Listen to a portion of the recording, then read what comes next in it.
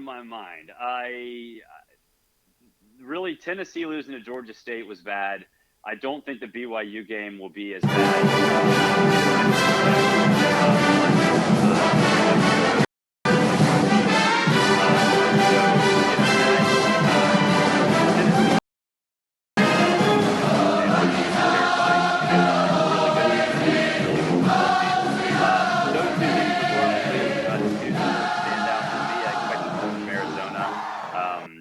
But just little. Hey, y'all, check it out. Top 100 barbecue restaurant Dead End Barbecue has a brand new happy hour special right now that you don't want to miss. Get $2 off of their fantastic barbecue queso appetizer from 2 to 4 p.m. That's queso loaded with your pork, chicken, or brisket and served with Frito scoops. And for the rest of the month, check out Guess what time it is? My time. You can check your iPhone. Better say it's our time. With your host, Jason Swain. My man. Real sports talk for the real sports fan. All you chumps are gonna bow when I whoop him. It's time for the Swain event, fueled by Dead End Barbecue. Give it to his mouth and a Rick Flash. They go from there. not doing a fantastic job there. Is this more? What do you?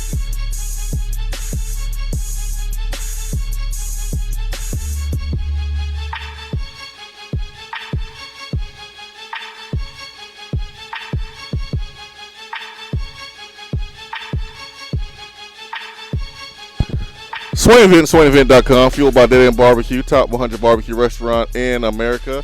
We're live from Beatty Chevrolet, 9615 Parkside Drive. See, I was in a good mood this morning. I am in a good mood this morning. Ben McKee is back in the Low T Center studios. I'm on location here at Beatty Chevrolet. I woke up in a good mood. But the Alabama-Tennessee game puts me in a really bad mood. I tried to shake it.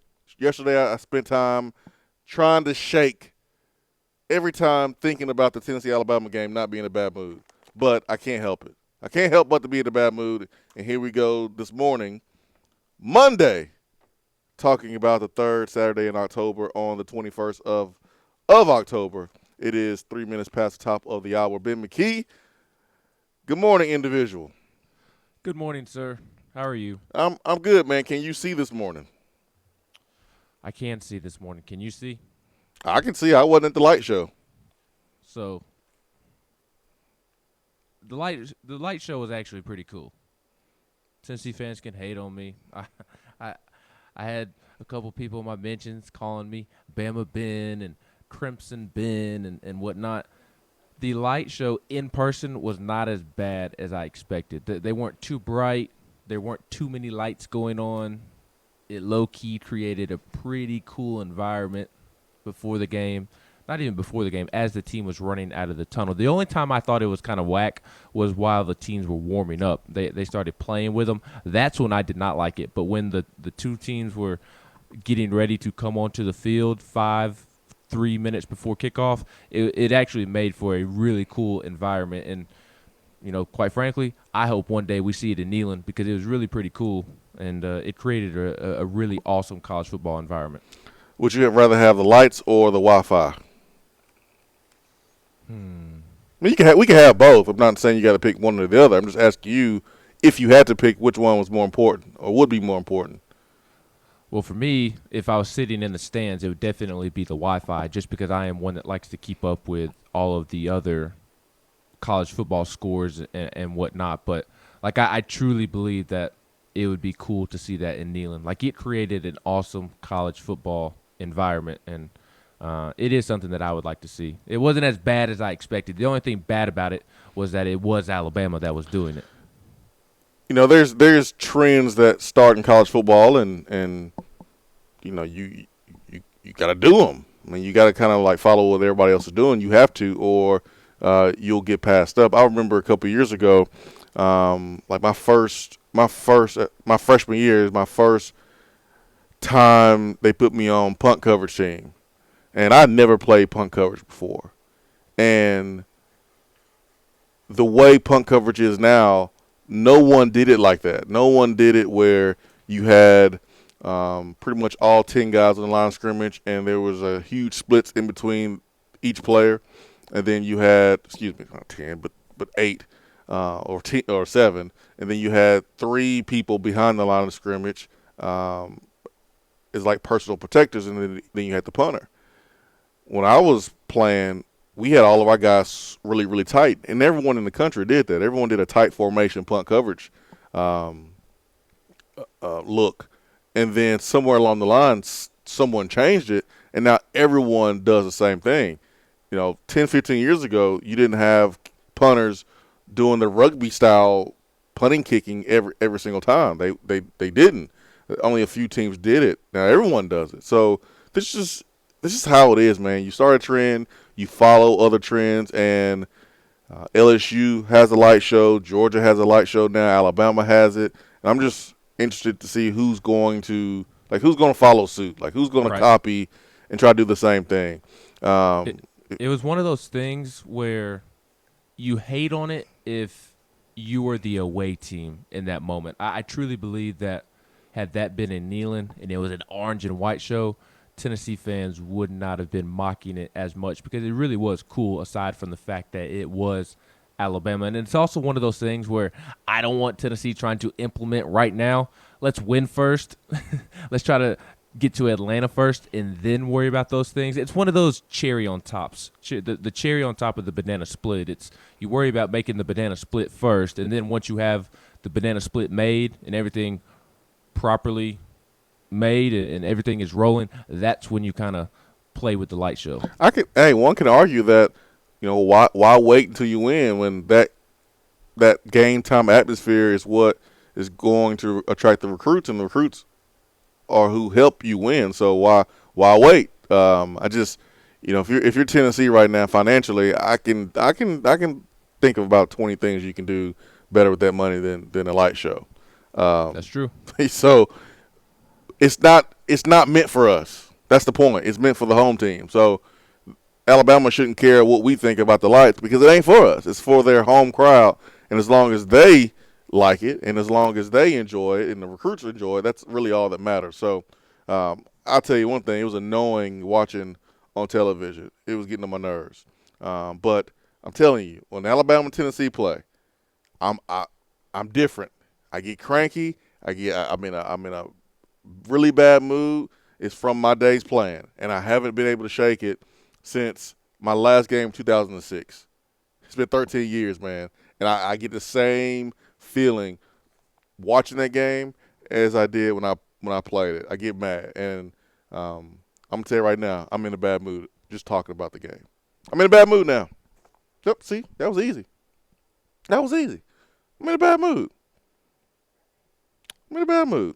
Yeah, the game was just ridiculous and stupid in all sorts of ways. We will obviously get into the nuances of the entire game, but my overall thought was that if Brian Maurer plays the entire game and if Darryl Taylor isn't called for unnecessary roughness for playing football, for getting up off the ground, then it's a one-possession game, one-score game with 3, 4, 5 minutes left in the fourth quarter, and Tennessee has a chance to beat the number one team in the country.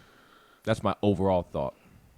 I'm going to waste 5 seconds of everyone's time here by telling you we're going to keep it real. we got to keep it real because, we do that all the time, but we got to have a real serious conversation about what happening in this football game and what Tennessee football needs to do moving forward and what they have kind of in front of them to decide on what to do moving forward to win football games. But first, let's get to Andy, and then we'll take our first break of the day, come back, and get into those things. Andy, good morning. What's morning? Good morning. Excuse me? How y'all doing this morning? We're good, Andy. How you doing, sir? Well, let's see. I was at the gym this morning. There was Bama fans there. The game was on, and they was talking smack. And I was like, I think y'all getting paid. But it is what it is. They're getting paid? Yeah, I think refs are getting paid. I'll just go ahead and I'm going to go ahead and let it out. Rest are getting paid. When you got Juwan Jennings got a whole arm around him in the end zone and no calls, that's just only half of what we seen Saturday. But I tell you what, and I hope some of these players are listening this morning. Y'all, I am proud of you. I'm happy of the grind, the fight, the grit that I seen. And we're going to build on it. And I think we headed in the right direction. Martavius French decommitted from Arkansas yesterday. I don't know if that I don't know if that might have something to do with the way we played, but I hope so. Trenton Simpson decommitted yesterday from Auburn. All I can say is a lot of our committed players they like what they see. James Robinson, he really liked what he saw, and he cannot wait to get home. I'll say that much. The kid is so ready to get in the orange. And another thing, I cannot wait till Saturday to see the boys itself afterwards, because I got a good feeling we about to bring home a win. Well, I think, Andy, and thanks for the phone call. I think we should take all the time we need to get to Saturday. We should not rush Saturday. I get it for people just getting to work. It's Monday. It's foggy here in East Tennessee, and you can't wait for the weekend. But we need each and every day of this week. Why? Because number 18 needs to be healthy for Tennessee. Number 18, Brian Maurer, needs to be healthy for Tennessee. Simple as that. 6 wins is obtainable for Tennessee. Running the football the way that we have in the last 2 weeks, it is obtainable. But Brian Maurer, in my opinion, needs to be healthy. We will take our first break of the day here on the Swain event, fueled by Daddy Barbecue, live at Beatty Chevrolet Parkside Drive. Be right back.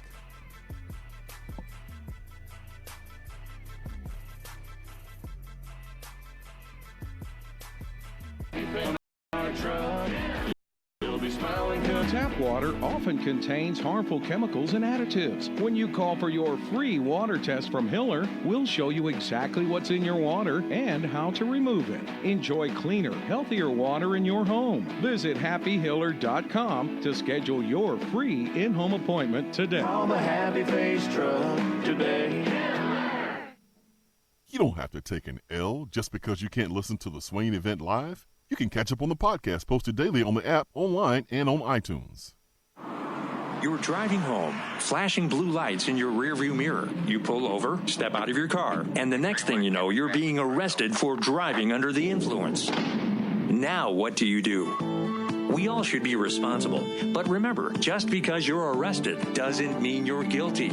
Call criminal defense and DUI attorney Marcos Garza at 865-540-8300. The investigative teams at the Garza Law Firm know the justice system inside and out. They utilize cutting-edge technologies and investigative methods to prepare your specific case. Before you plead guilty to any criminal charges, call criminal defense and DUI attorney Marcos Garza. Put his number in your phone right now, 865-540-8300, because you never know when you or a friend will need it. Don't say guilty. Say Garza. 865-540-8300. 865-540-8300 and GarzaLaw.com.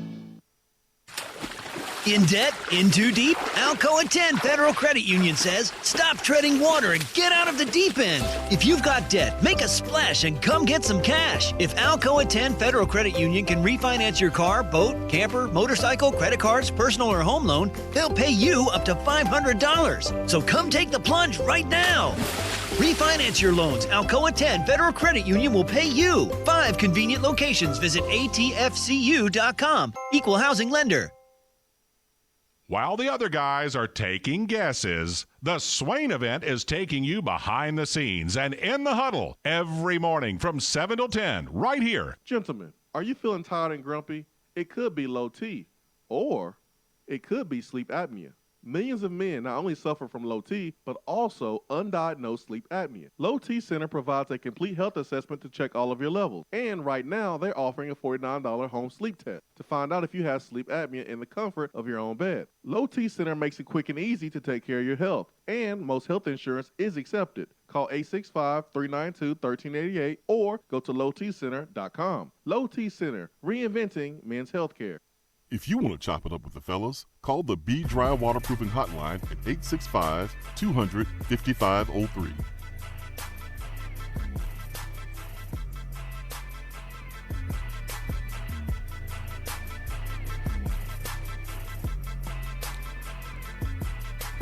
Tennessee Volunteers. Tennessee right now is playing like a team that can get to 6 games, to get to 6 wins.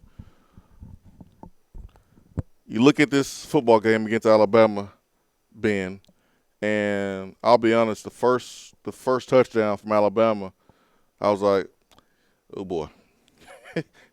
Oh boy. 3 and out, kick the ball out of Alabama. They have a great punt return, and they basically set up at the 40-yard line. 2 plays there in the red zone.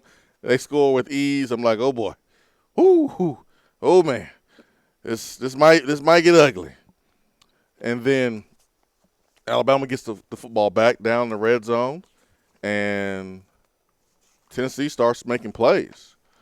And that's what it's about, man. It's about big-time players making big-time plays in big-time games. And Najee Warrior, he did that. Tua rolled out to his left. I don't know what he was looking at. And he threw it right to Najee Warrior. And Najee Warrior made a good play on the ball, caught the ball, and returned it 59 yards. Now, one of 2 things happened here, Ben, and maybe it's both. Either Najee Warrior is really slow, or Henry Ruggs and Jalen Waddle are really, really, really, really, really fast. I think it's a mixture of both, because Jalen Waddle and Henry Ruggs, they have world-class speed. They have speed that doesn't need to be on a football field. So I think it was a little bit of both. Yeah, they were not running actually that fast. They just kind of they ran like next to him. It's like, hey man, where you think you going? What's up? Hey, how are you? You think you gonna score a touchdown? It was kind of like when you when you see your buddy on the highway driving. Yeah. You're like, hey, that's Bob, and then you roll up next to Bob and you kind of wave to him. That's what Jalen Waddle and Henry Ruggs were doing to Najee Warrior in that moment. So I was driving 40 West a couple weeks ago, and I'm driving, and I just feel somebody looking at me. I just feel somebody looking at me. So I look to my right, and there's a young man, and he's smiling ear to ear at me. He just smiling. I look over. Guess who it was? It was Rev. It was Rev. Rev had a day off from trucking, and I guess he was going to lunch or he's going somewhere. I look over to my right, and Rev is smiling ear to ear. Like, what? Yeah, that's what Jalen Waddle and Henry Ruggs were doing to Najee Warrior on that play. Yeah. And then I get to where I'm going, and Rev sent me a text message. No, he sent me a DM. He was like, that was me. Rev, I know it was you. I know. That was me. That's what Jalen Waddle and Henry Ruggs did. Like, they pulled next to Najee Warrior and started smiling. Yeah, I don't know if I was more surprised by Tua's decision to throw the football. You said that you didn't know what Tua saw. He didn't see. I think he closed his eyes and just threw the football. I didn't know whether to be more surprised about Tua's decision to throw it straight to Najee Warrior there, or whether I was more surprised about the speed of Henry Ruggs and Jalen Waddle. Yeah. That was I was pumped after that play. And that plays like that is what it was going to take for Tennessee to have a chance, and they got that play. Tennessee goes down, it scores 7-7, and Alabama scores is 14-7, and we get the ball, we make it 10-14. They make it 21-10, and this is where it gets interesting, Ben. It gets really interesting because you are literally just 2 scores away. And throughout the game, there was a lot of questionable calls. And here's where I'm about to get angry. Whoo, boy. Here's where I'm about to get angry. Andy called in and mentioned one of them. But it's 10-14. It is 3rd down and 5. Tua completes the ball to Jerry Jeudy for 7 yards. It's a first down. But Daniel Batuli lays down a really, really good hit. And Jerry Jeudy is literally 2 yards from the ground. And if you're Daniel Batuli, you're going to let him crawl or gain his balance for another yard or 2 and jump in the end zone, or you're going to tackle him. Jerry Jeudy's helmet was literally 2 yards from the ground. So what are you supposed to do if you're Daniel Batuli? Daniel Batuli hits him, and he's called for a targeting. Ben, I'm pretty sure they showed the play on the Jumbotron there when you were at the game. How did it look live from your point of view? About the same as what you were saying. By rule, technically it was targeting, but like you were saying, what do you want Daniel Batuli to do in that particular situation? So I have more of a problem with the rule than the refs calling it, because I guess by definition of the law, definition of the rule book, technically it was targeting because he led with his helmet and hit him with his it was helmet to helmet.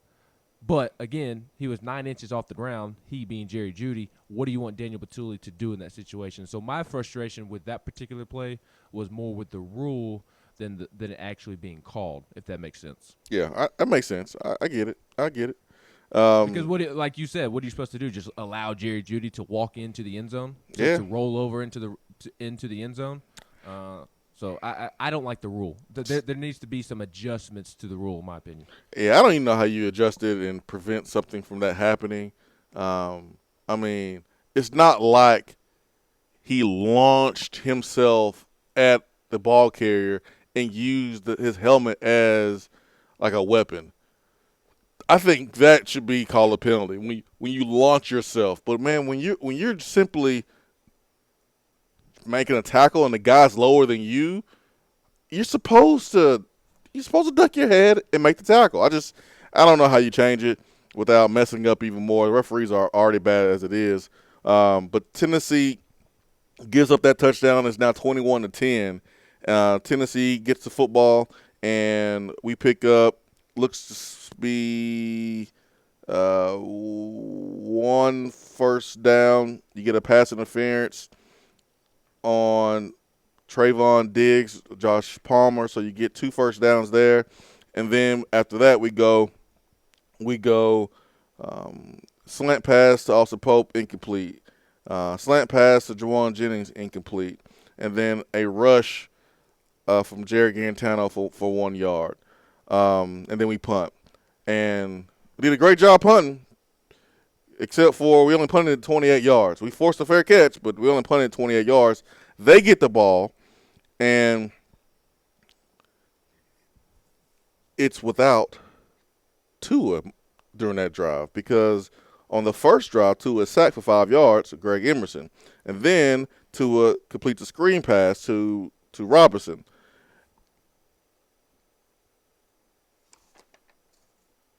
Tua gets hurt. And here it is, guys. Here's the opportunity. Here it is. Here's the opportunity for Tennessee to make a run. Tennessee sacks Mac Jones. Great blitz by Jalen McCullough. Great call by Pruitt and Derek Ansley. And here we go. We get the football, and we do nothing with it. We do absolutely nothing with the football. But man, Tua gets hurt, and ESPN. I'm not one that complains all the time about ESPN, about how sometimes they make, dip over into politics or social issues, and that was something that was talked about over the last year. I'm not one that's going to complain about all that stuff. When I want to watch sports, I turn to ESPN. That's my number one go-to. I like ESPN. I watch ESPN. But during that game, I didn't know what I was watching. I didn't know what I was listening to. This was not the same network that I grew up watching that I continue to watch. Because the whole entire time after Tua got hurt, it was all about Tua. I don't want to see people walking in the tunnel during the game. They're trying to show Tua's parents. They're trying to show Tua. They're talking about Tua. We had a quarterback get hurt. No one's talking about Brian Maurer. And I get it. Tua's a Heisman Trophy candidate. He's going to be the first overall pick. I understand. Most of the conversation should be about Tua. But my goodness. You know how like in the championship game, Ben, when you can decide to watch the game with the Alabama slant or a Clemson slant? Yep. You can kind of choose. Or there's a third option, and that option is to watch the game while the coaches of college football are breaking down the game. And then the fourth option is just to watch the game regularly, okay? So national championship game, the last 2 years, we had like 4 different options. You can watch the game with a Clemson slant, you can watch the game with Alabama slant, or you can watch the game with the coaches breaking the game down as the game is going along, or you can watch it like you normally do. I felt like we were watching the game with the Alabama slant from the commentators. It was awful. It was god awful. Yeah, I was in the car all day yesterday traveling back from Tuscaloosa to Huntsville to Knoxville, so I have not been able to go back and rewatch the game. That is on my to-do list as soon as Jeremy Pruitt's press conference is over today at noon. But from everybody that I have talked to, at least on the Tennessee side, because obviously Alabama fans will not admit this, but family, friends have all said that it was the Alabama broadcast. It was, man. For the entire 60 minutes. And the one thing that really rubbed me the wrong way, and again, I did not get to watch the broadcast, but I don't have to watch the broadcast to be upset with this, was the ESPN analyst smoking cigars after the game. And I'm not saying that because Tennessee lost. I would be saying the same thing had Tennessee won and they were smoking cigars. I just think no matter who wins, whether it be Alabama, whether it be Tennessee, you, a journalist, should not be smoking cigars after the game in what looks like a celebration. Yeah, they had the cigars in their, they had the cigars in their mouth. I don't know if it was lit, but they had the cigars in their mouth. It was it was even being in the mouth. Yeah, it looks like you were celebrating an Alabama win. It was too much for me. That's what it comes off. Yeah, it was too much for me. And showing the kids in the crowd smoking the cigars, that was a little too much for me. You know, after Jared made his boneheaded play there on the goal line with the fumble, they're showing what they think is Jared. It's Alontae Taylor the whole time. It was just it was the first time I ever considered turning off the audio and listening to the radio while watching the game. It was the first time I've ever considered it, and that was the case on Saturday. All right, didn't mean to get sidetracked. Tim Jordan, 17 carries, 95 yards. Ben, I don't think there is a question that he's our best running back right now. Oh, without a doubt. That sounds familiar. It sounds like somebody has been hinting at that since the end of last season. No, I'm just kidding. Right now he is. No, I know. I was just joking because I've been on the Tim Jordan train since last year. I didn't think he was the best running back throughout the summer. I thought that was Ty Chandler. And then at the beginning of the year, I thought Eric Gray would prove to be the best back throughout the year. But for whatever reason, Ty Chandler and Eric Gray have kind of taken a step back, and Tim Jordan has taken the bull by the horns and really emerged as Tennessee's best running back. As you said, he was taking it to Alabama. And, you know, he gets all of the attention because he is the running back. But as many said on social media on Sunday, Saturday night, when was the last time a Tennessee offensive line was dominating an Alabama defensive line like that? Like in 2015, Tennessee's offensive line had success against Alabama. You know, Chance Hall, Jack Jones, that group, but they didn't have as much success as this offensive line did on Saturday. I mean, Trey Smith was mauling folks. Jerome Carvin, K'Ron Calvert, Brandon Kennedy, they were all pushing the pile. And then afterwards, they were letting Alabama know that they were beating their butt in the trenches. When was the last time we saw that? Long time, man. 37 carries, 143 yards for Tennessee, and with a 3.1 yard per carry. And Alabama had 34 rushes for 162 yards. It has not been that close in years. And Tennessee, at times, owned the line of scrimmage, and that's the difference. So, huge props to Craig Fitzgerald. Huge props to Will Friend and Jim Chaney, because the offensive line has improved more than any other position on the football field, and they are the reason why Tennessee, even with the quarterback situation being the way it is, still has a chance to win 6 games. If the offensive line wasn't as dominant as they've been in times in the last 2 games, we wouldn't be having this conversation. We wouldn't be as optimistic about Tennessee finishing the season on a high note. But Tim Jordan right now is your best back. No doubt about it. Run through tackles, making guys miss, running with aggression, finishing runs. No doubt about Tim Jordan is the best back for Tennessee. Yeah, and I want to point out that as a team, Tennessee averaged 3.1 yards per carry. That was because J.T. Shrout lost 12 yards on a sack. J.G. lost 4 yards on a sack. And then you did have Brian Maurer, his 2-yard rushing touchdown. And then Jawan and Kovaris each had a rushing attempt that went for a yard. So as a team, Tennessee averaged 3.1 yards per carry because of those numbers. But when you look at Tim Jordan, Ty Chandler, and Eric Gray, and you kind of add up all of their statistics together, Tennessee rushed for 5.4 yards per carry, which is very impressive. Here's something else that it stands out. Go look at that individual defensive stat sheet there, being it's on page 4. Nope, 3. I got it right here. Dude, go look at the TFLs for Tennessee and the TFLs for Alabama. Go look at that. Yeah. Tennessee had 6, Alabama had 7, and 3 of Alabama's came from one person in Terrell Lewis. Tennessee making plays behind the backfield on defense. You want to go look at why Tennessee had a chance to win this game and why Tennessee had a chance and then in the fourth quarter only being down a possession or 2. Look at the TFLs. Look at the negative plays that Tennessee was able to create from Alabama. And I know Tua wasn't playing, but I'm sorry. You got 4- and 5-star players all around that field on offense. You got first-round picks all around that field on offense besides Tua.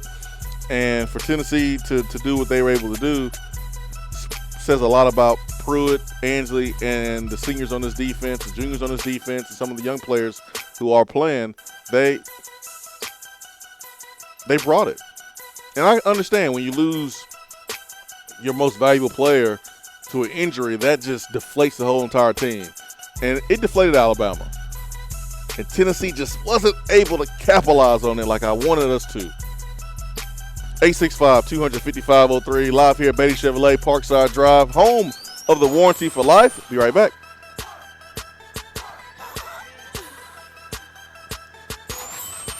For a replay of each day's Swain Event TV, like us on Facebook. We have all made the mistake of dropping or breaking our smartphones. See?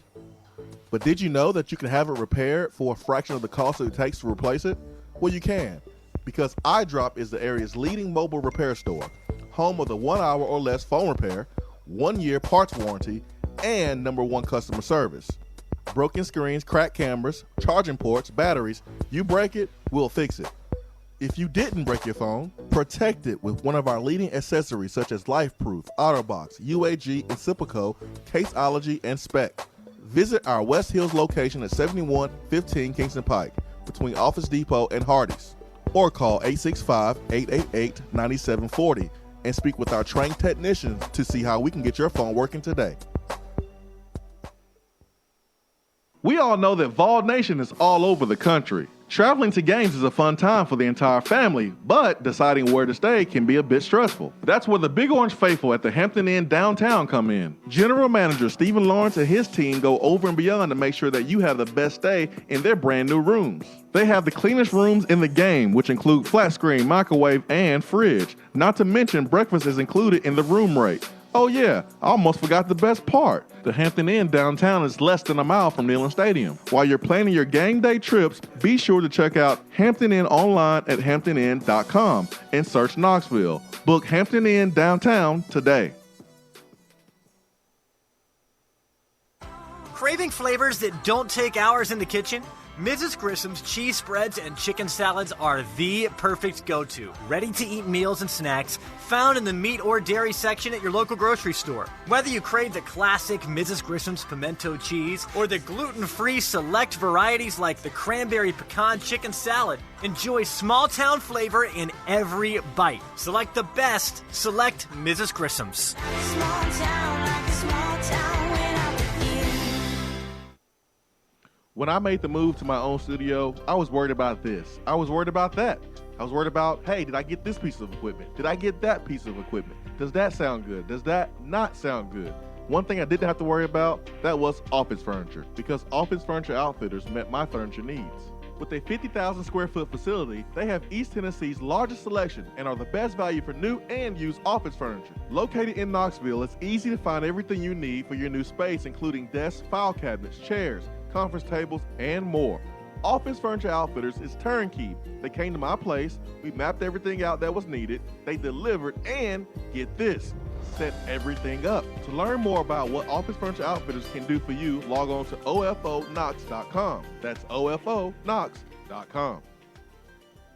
We're here with Dr. Michael Carlson of Tennessee Regenerative Sports Medicine to discuss stem cell treatment and PRP. If you have orthopedic injuries such as shoulder pain, knee pain, Achilles tendonitis, or tennis elbow, you should give them a call. That's right, Jason. We specialize in regenerative non-surgical orthopedics. So we treat damaged tendons, ligaments, and joints by using ultrasound-guided injections with stem cells or PRP. And this form of treatment actually stimulates the body's own reparative process and allows for healing of the damaged tissue. So, Doc, what makes your training different than others? Well, Jason, I've been practicing in Knoxville for 26 years, and I'm certified in interventional regenerative orthopedic medicine through the American Academy of Orthopedic Medicine. So unlike the big seminars that will advertise stem cells, fly someone in for a couple hours to talk about supposed stem cells that you order off of a shelf, then they'll depart, leaving the patient wondering who will be the person injecting me and what their level of training is. At Tennessee Regenerative Sports Medicine, I'm the one doing the procedure, and we're using your own bone marrow stem cells or PRP. So in other words, it comes from you and it goes back to you. So you know exactly what you're getting and know exactly the level of training involved. Tennessee Regenerative Sports Medicine, trsportsmedicine.com. East Tennessee's leader in PRP and stem cell therapy. If you want to chop it up with the fellas, call the Be Dry Waterproofing Hotline at 865-200-5503.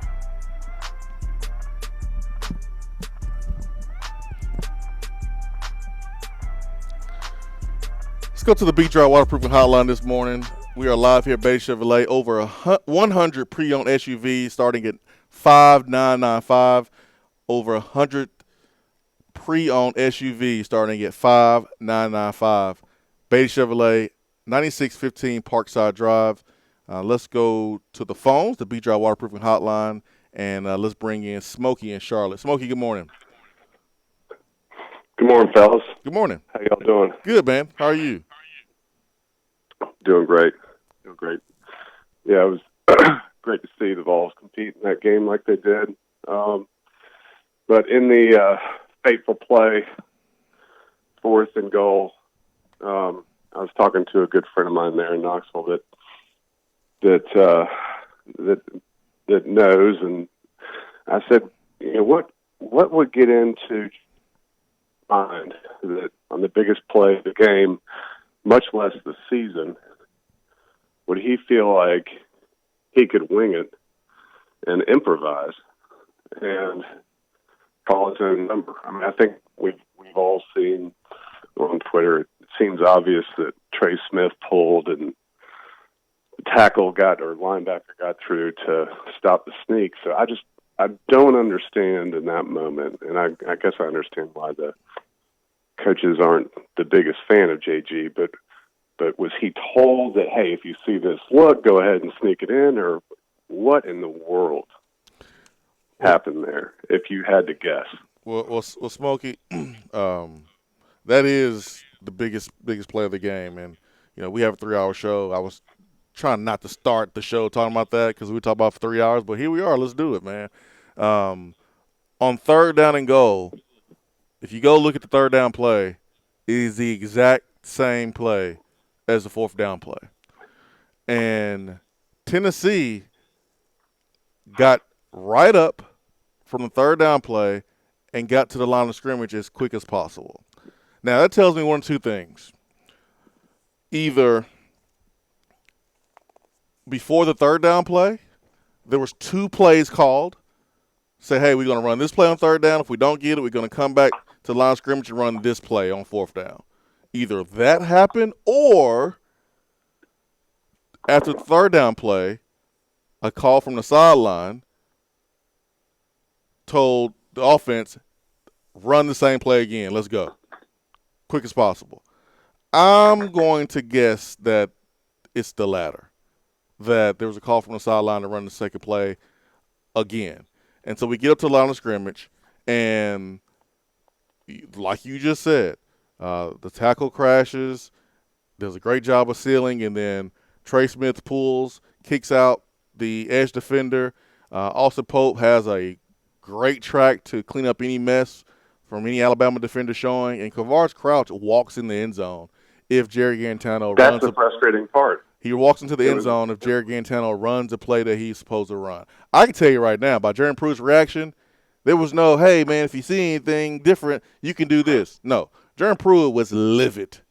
It's because JG did his own thing, man. And I just, for the life of me, don't understand why in that moment, Tennessee, Alabama, a chance to make it a one-possession game, you're at the 1-yard line.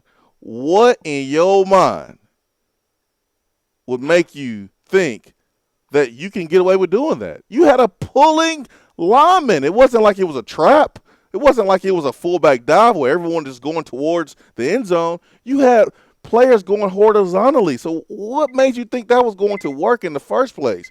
It was not smart at all, and I agree 100% with Jerry Pruitt's reaction. I don't care about the butt chewing. I don't care about the little small tug of the face mask to make sure that Jared saw his eyes when he was talking to him. I have no problem with it whatsoever. No problem with any of it, because what Jared did was selfish. It was dumb, and it possibly cost Tennessee the football game. I don't have any explanation for it. I don't know whether to be more upset at JG or be more upset at officiating. I haven't figured it out since the game. It's even for me. The officials, I won't say they took points off the board, but they put points on the board, because when Darrell Taylor was flagged for playing football and getting up off the ground after killing Mac Jones, Alabama went down the field and scored to make it 28-13. So essentially, the referees put points on the board in that sense. Alabama never should have scored, but JG also cost Tennessee, in my opinion, 14 points. That fumble at the goal line, and then early in the game, I think it was the first or the second drive that he was in there. In the first half, he missed Jawan Jennings wide open in the end zone. He had Jawan open for a touchdown, and he missed him. That's 14 points right there. So for me, it's even. It's 50-50. Dude. And you know, Jim Chaney, like, offense coordinators get criticized by fans, and most of the time the fans don't even know what the hell they're talking about. They just like criticizing the offense coordinator because the play is not a touchdown or it's not a big-time play. But go back to the Mississippi State game, and the first 2 times Tennessee gets in the red zone, it's third down with the freshman quarterback. Jim Chaney goes aggressive. Jim Chaney's aggressiveness against Alabama surprised the commentators because they were expecting, oh, okay, just play for the field goal. And it wasn't like the down distance was short. I was actually surprised by how open we were. It was an unbelievable play call. It was an awesome execution of the route by Jawan Jennings. He's wide freaking open. And it's not like it's in the open field and you're throwing the ball at Jalen Waddle, and he's so fast you got to just throw it as hard as you can because you don't know if you have enough arm. So sometimes it can be a little bit further than you would like it to be because the receiver is so fast. But it's in the red zone. It's Jawan Jennings who runs probably a 4.7 at best right now. How do you overthrow him in that situation is what I don't understand. It doesn't make any sense. No. Okay. So to me, it was Jim Chaney's best call of the year. Oh, because, my gosh. like you said, it was 3rd and goal, but it wasn't 3rd and goal from the 3, and you can try to run it in for a touchdown. It was 3rd and goal from the 20. And Jim Chaney's being aggressive, and as you said, it was a great play call. I think it was his best play call of the year. It's 3rd and goal from the 20, and you beat Alabama on that particular play on the road, and Jawan Jennings is wide open. It was a beautiful play call, a beautiful route from Jawan, like you said, and JG just missed him. It's been the story of his year. Oh, my gosh. It was that pass was as bad as the Florida missed pass to Dominic Wood-Anderson. It was that open. So, am I more upset at JG or the officials? I don't really know, man, because I look at the officials, and the officials are paid a lot of money. This is their professional job. This is the same referee. It's the same referee. I don't know if you remember the game last year at home against Missouri. Now, Missouri beat us up, but the officiating was absolutely terrible in that football game. Guess who the referee in that Missouri game was? It was Hubert Owens. Guess who the referee was against Alabama? It was Hubert Owens. The call against Darrell Taylor? You kidding me? That's a 15-yard penalty?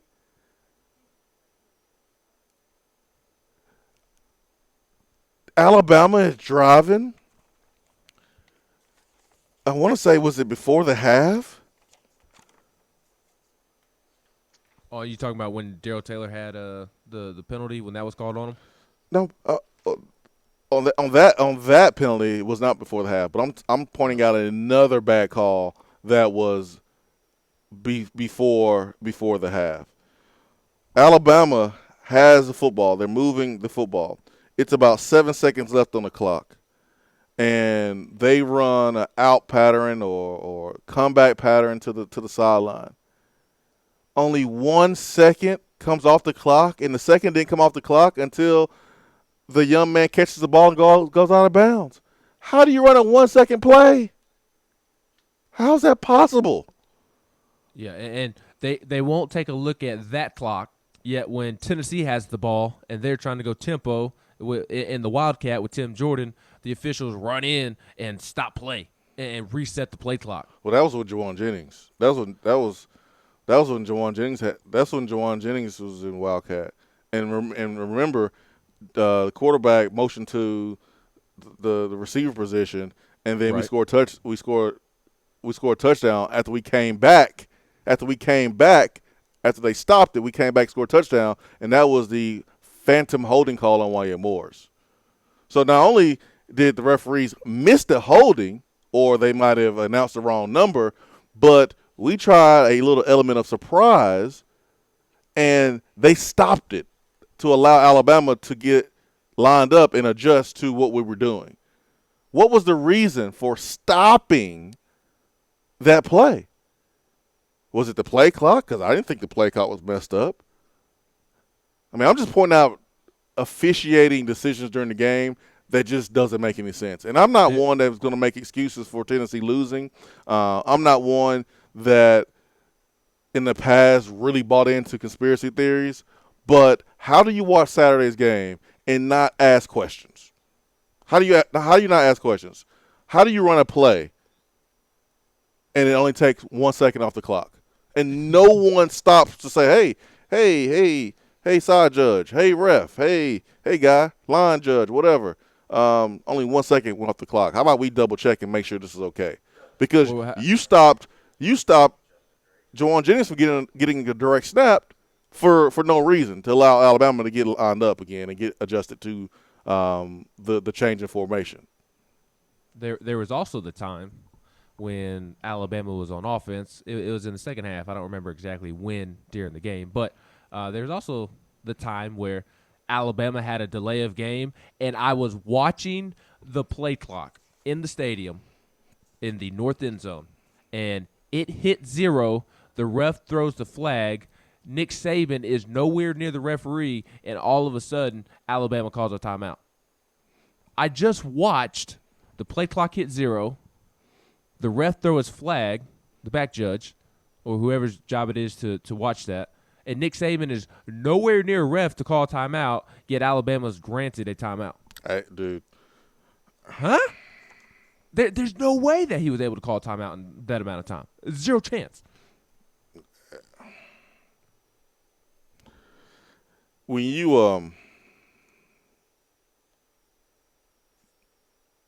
when you coaching these young men up and you want them to buy into what you're telling them, and they do everything that's asked of them, they go into class, they're sitting in the front row, they're working their tail off in practice. You want them to push through being hurt, push through being sore. They're doing that. And you want them to say, hey, I trust you, coach. I trust you. Whatever you tell me to do, I'm going to do. And Saturday they did that. They played their hearts out. They played for their coach. They played for each other. Or most of the guys play for each other most of the time. And if they don't make the plays on the football field and you lose, you can look those men in the eyes during film study and show them, hey, man, this is why you didn't make the play. You got to take a better angle here. You got to be more fundamentally sound here. You got to make the catch. You got to make the block. You got to make the tackle. I mean, you can point out the reasons why an individual or team wasn't successful. But what do you say to a team while you're watching film and you see 1 second go off the game clock during the play? When you see the referee stop a play that's being snapped to help the defense get adjusted. Like, when you see all these inconsistencies with the officiating, what do you tell your players? What do you tell your players? And I get it. If you are the SEC, you want at least one SEC team in the college football playoff. I understand it. I get the business of it. I get it. But this is ridiculous. This is really ridiculous. Juwan Jennings is going up for a pass in the end zone. The referee standing right there behind you. He has his arm around Juwan Jennings. That's not a penalty? That's not pass interference? It was to everybody else who knows anything about college football, but to that referee that decided not to throw the flag, or I guess all referees on the field, it was not. Being Tennessee entered this game as the least penalized team in the SEC. I literally told somebody that yesterday. I can't remember who. I think it was my dad. Tennessee entered the game as the least penalized team in the SEC.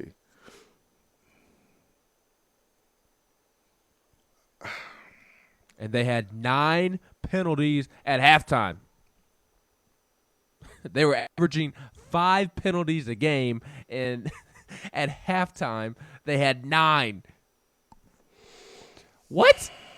What planet are we living on? See, this is why this game gets me in a bad mood. I get in a bad mood, man, because I think about officiating. I really do, and I think about JG's play. I get upset because I think about all the other players on that team. I think about the Juwan Jennings. I think about the Trey Smiths. I think about the Brandon Kennedys. I think about the Najee Warriors. I think about all these other players, man, that left it on the field. And They wasn't scared. They was not intimidated. All we want as a Tennessee fan is for our players to live up to slapping that sign every time they enter the field. And that is, I will give my all for Tennessee. And our players did that. I will give my all for Tennessee. And your all means physically giving your all, mentally giving your all. And part of mentally giving your all is doing what you're coached to do, doing your job. And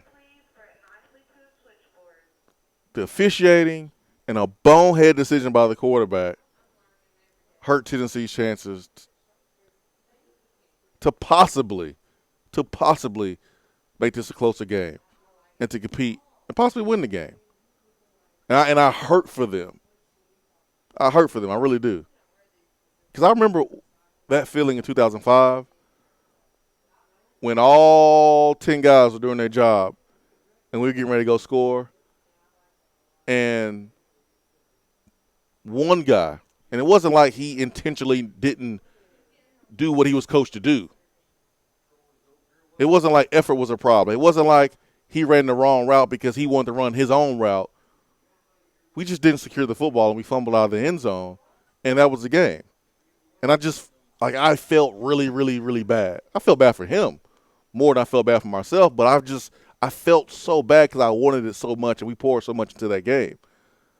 But that's one player who actually was doing what he was coached to do except for securing the football and was playing hard. I had this thought Saturday, and I didn't know if I would still have it today, but I do. I don't think I want to see number 2 play quarterback anymore at Tennessee. I don't think hold on. I don't think I want to see him play quarterback at Tennessee. But here's the dilemma. There's a dilemma, Ben. You may need him. You may need him. Yeah. Well, I was going to say that based on after that throw from JT Stroud to Josh Palmer down the sideline, that was actually a pretty ball that the Alabama DB made a nice play on. So that's kind of a little compliment that We got to run the break, Ben. Let's get the break. Hour 2 is coming up. We got touchdown turnover. We'll talk more about what Tennessee's going to do at quarterback moving forward. Swain event. Be right back.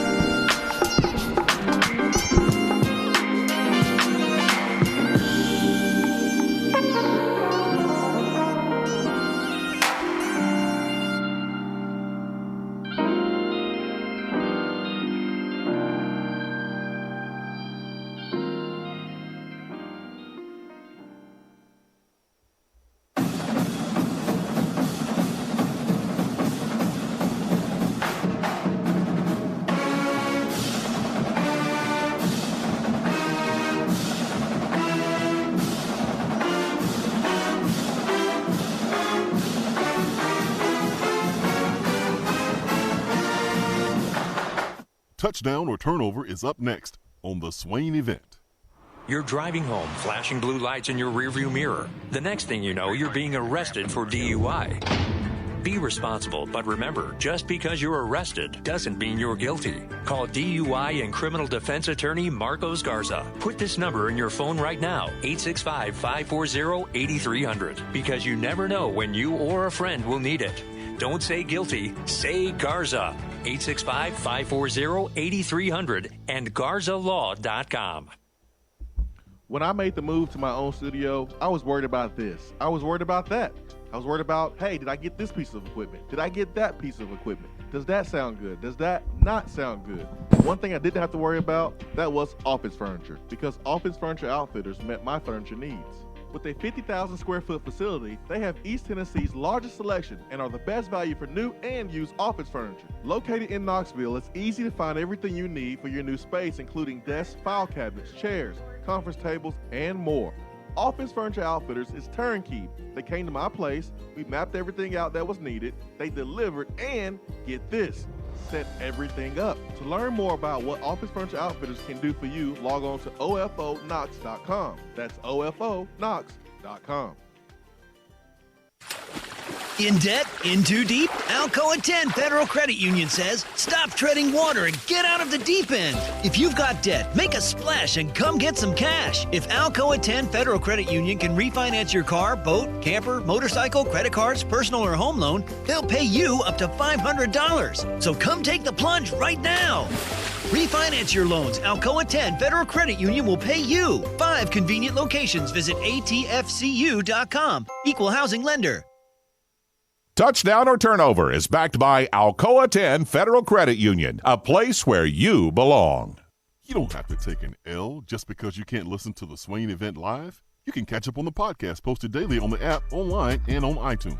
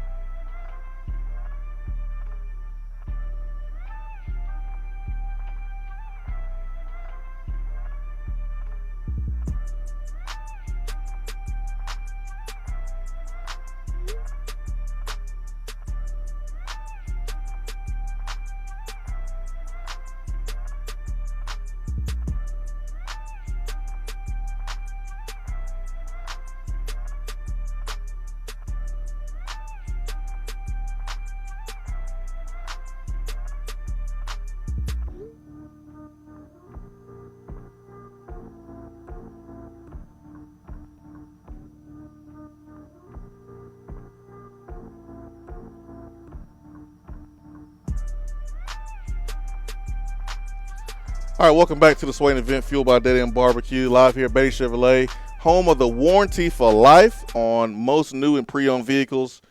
New 4-door Silverado starting at $27,995.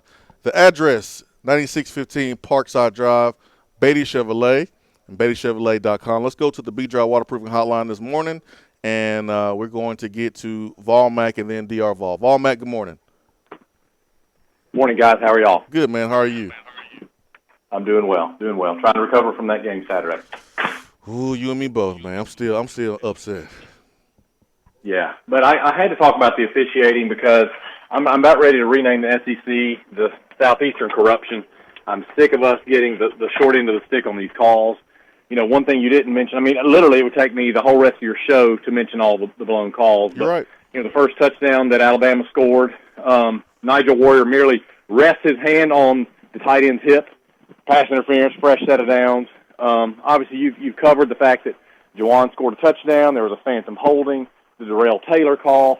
But even before that series got down to the goal line, something that has not been mentioned is the fact that J.G. got hit in the face and in the head, which knocked his helmet off, which is what made Juwan come in the first place. That should have been a 15-yard penalty right there. Yep. You know, Juwan getting the old long-lost relative bear hug in the end zone on that same play, it's crazy, and it's got to stop. And I just got to know what can be done about it, because as a fan, you just throw your hands up. You know, like you said, those guys left their guts out on the field, and they went toe-to-toe with the best team in the country. And despite J.G. and all his warts and all the problems he had, we were still right there. We were right there to win that game, and it makes me sick. And I'm going to say this right now. I guarantee we win out this year, and I guarantee we beat Alabama's butt next year. Oof.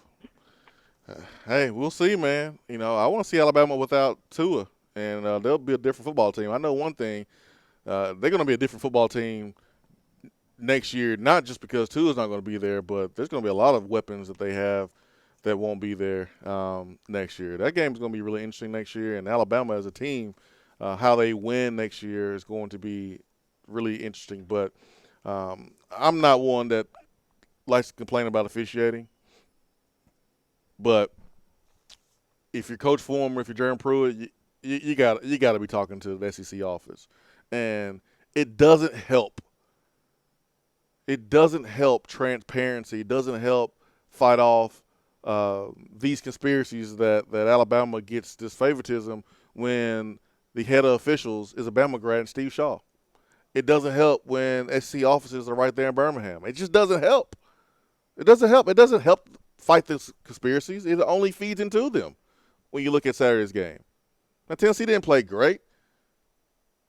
They didn't play their best football. Alabama didn't either. But when you look at some of these calls, it just makes no sense. And I don't care if the calls went against Alabama. Most of them didn't. But the referee's job, it's their job. They only have two jobs, two responsibilities when they're doing their job. Excuse me.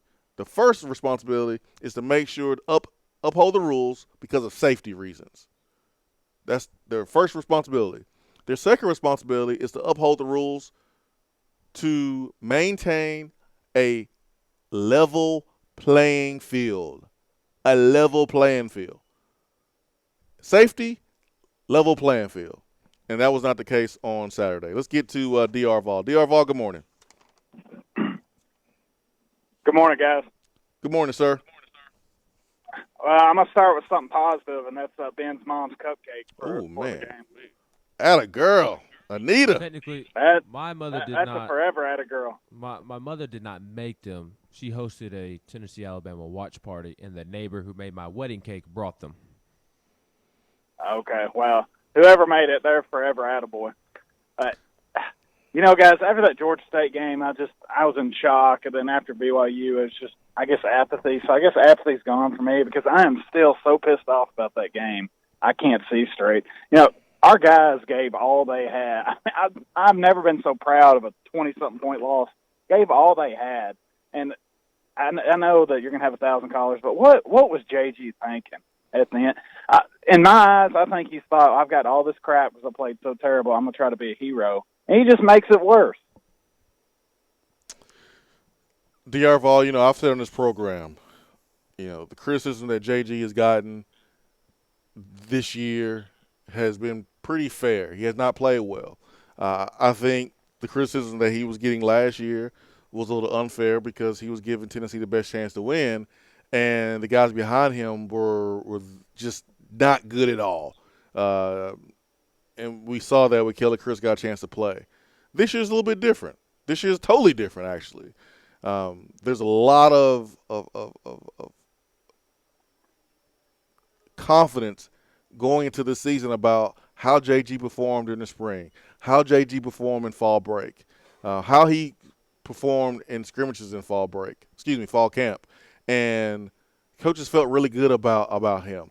I felt really good about him based on what I saw at the scrimmages. I saw what I saw, and he looked really good. And it did not translate to the game feel at all.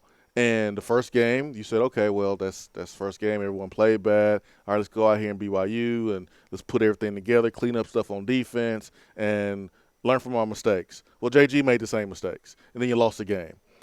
You came out, UTC, the first throw of the game, it's a misread on his part. And then that's when it started to click.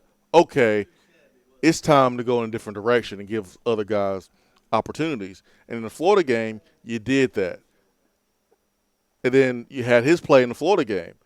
And it was just even more of confirmation that you needed to continue to go with Brian Maurer as much as possible. Brian Maurer has to take care of the football. That was the one thing that concerned the coaches. And you can say whatever you want to say, unless you at practice coaching these guys each and every day, you don't know what these coaches know, period, point blank. If they're seeing turnovers in practice over and over and over, you can't blame them for not playing a guy or playing a guy, period. But at the end of the day, it's about results in the game. And JG has not produced those results. So Brian Maurer showed in the first half of the Georgia game, man, we can do something with this guy if we make sure that we put him in situations where he doesn't have to do too much, that we control him and prevent him from turning the football over. And it worked out for the most part against Georgia. Second half, they made adjustments, and then, we lost the game. Mississippi State, we're moving. First drive, no problem moving. Second drive, no problem, we're moving. But freshman mistake. Forces the ball on third down in the red zone, 2 interceptions. Now you put the coaching staff in a pickle because it's clear that Brian Maurer needed to be the guy, but now you can't have the turnovers. So now JG is kind of back in the conversation. Another thing that puts JG back in the conversation is Brian Maurer's health. because he gets hurt against Georgia, he gets hurt against Mississippi State, and he got hurt against Alabama. So now JG goes in, and here's a chance to redeem yourself, to just do what you're coached to do. You're on the 1-yard line. You got All-American Trey Smith right there at left guard. You got a linebacker playing running back because we need beef to push 1 yard. You've been pushing Alabama's defense around all day. And you decide to call your own number and fumble. You fumbled. Yeah, it's just a play. I'm not going to get over. I'm still not over Daniel Lincoln kicking the football 3 feet above the ground in 2009. And we finally compete with Bama first time since 15, and he goes out there and does that crap on top of the officiating. I can't even move on the officiating yet. But you said something about the coaches, and I saw a lot of tweets about that's my coach now.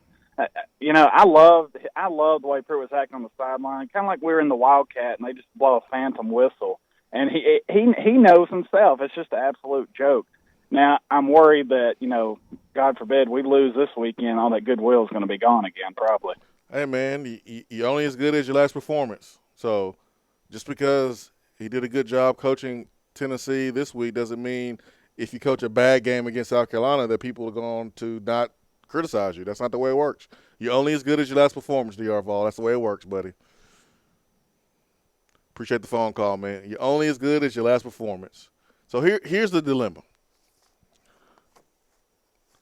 I personally, after watching that game, and it's not personal. It's not a personal comment. I'm not going to sit here and talk about JG. I'm not going to attack him personally. I'm not going to go overboard with my criticism. I don't think I want to see number 2 play quarterback here for the rest of the season for doing what he did against Alabama. And I think I have every right to feel that way. And I think it's fair. But here's the problem. And Jeremy Pruitt understands this. In the heat of the moment, may not have understood it. Ripping him the way he did and the little small tug of the face mask. But his energy was different in that moment than it was in the press conference. Why? Because Jeremy Pruitt knows he may need number 2. And he's right. Because Brian Maurer is suffering from one injuries and conditions that we don't play around with anymore when it comes to football, Ben. Two concussions in 2 weeks. And I'm more concerned about Brian Maurer's safety than winning football games at this point, quite frankly. Yeah. We can put you out there with a bum ankle. We can put you out there with a torn ACL. We can put you out there with a messed up shoulder. No one's going to know the degree of damage. No one's going to know that. That's what Alabama's about to do with Tua Tagovailoa, which they are calling that a high ankle sprain, and he's only going to be out for 2 to 3 weeks. I don't see how. I mean, he last year he got hurt, high ankle sprain, and it was around 20-something days before, the time he got hurt in the championship game, and it looks like it's going to be around 20-something days because they have a bye week before they play LSU. So they have a game this week. I think they play Arkansas, bye week, and then LSU. So I think it's going to be like 21 days or so. So he'll have time, and he had like a little small procedure done yesterday. So who knows, man? Their guys get back on the field pretty quick. But he'll be playing with pain. But you can do that with the ankle. We're talking about a head injury. So you may need number 2. That's why Jeremy Pruitt protected Jared the way he did in the press conference, and I think a lot of his teammates knew they had to protect him too when the teammates were asked by the media what happened on that 4th down play. No one really wanted to come out and throw JG under the bus, which I wouldn't do that either if I was his teammate.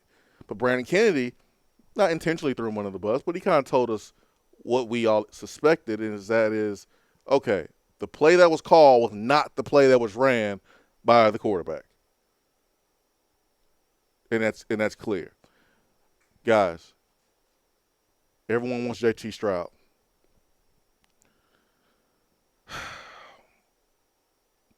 I understand that. I totally understand that. I totally understand saying I don't care what the coaches say.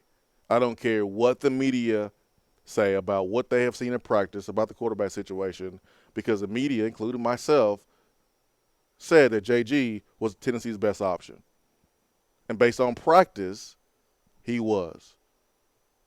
Based on last year and how he played in games where they were underdogs in, he was. But Brian Maurer played better in games than he has in practice. So now there's uncertainty about coaches' decisions when it comes to the quarterback. That's fair.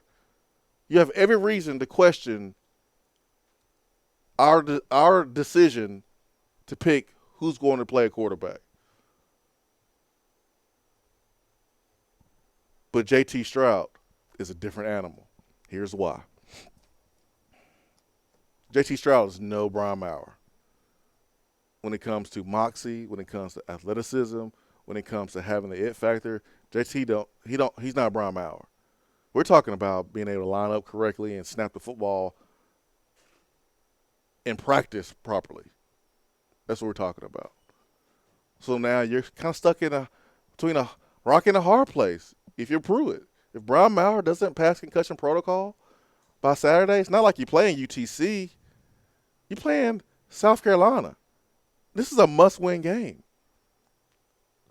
Are you going to go with JG? Or are you going to say, forget it, man, I'm going with Stroud? How do you go back to JG after what happened on Saturday? I don't know. And here's the other thing.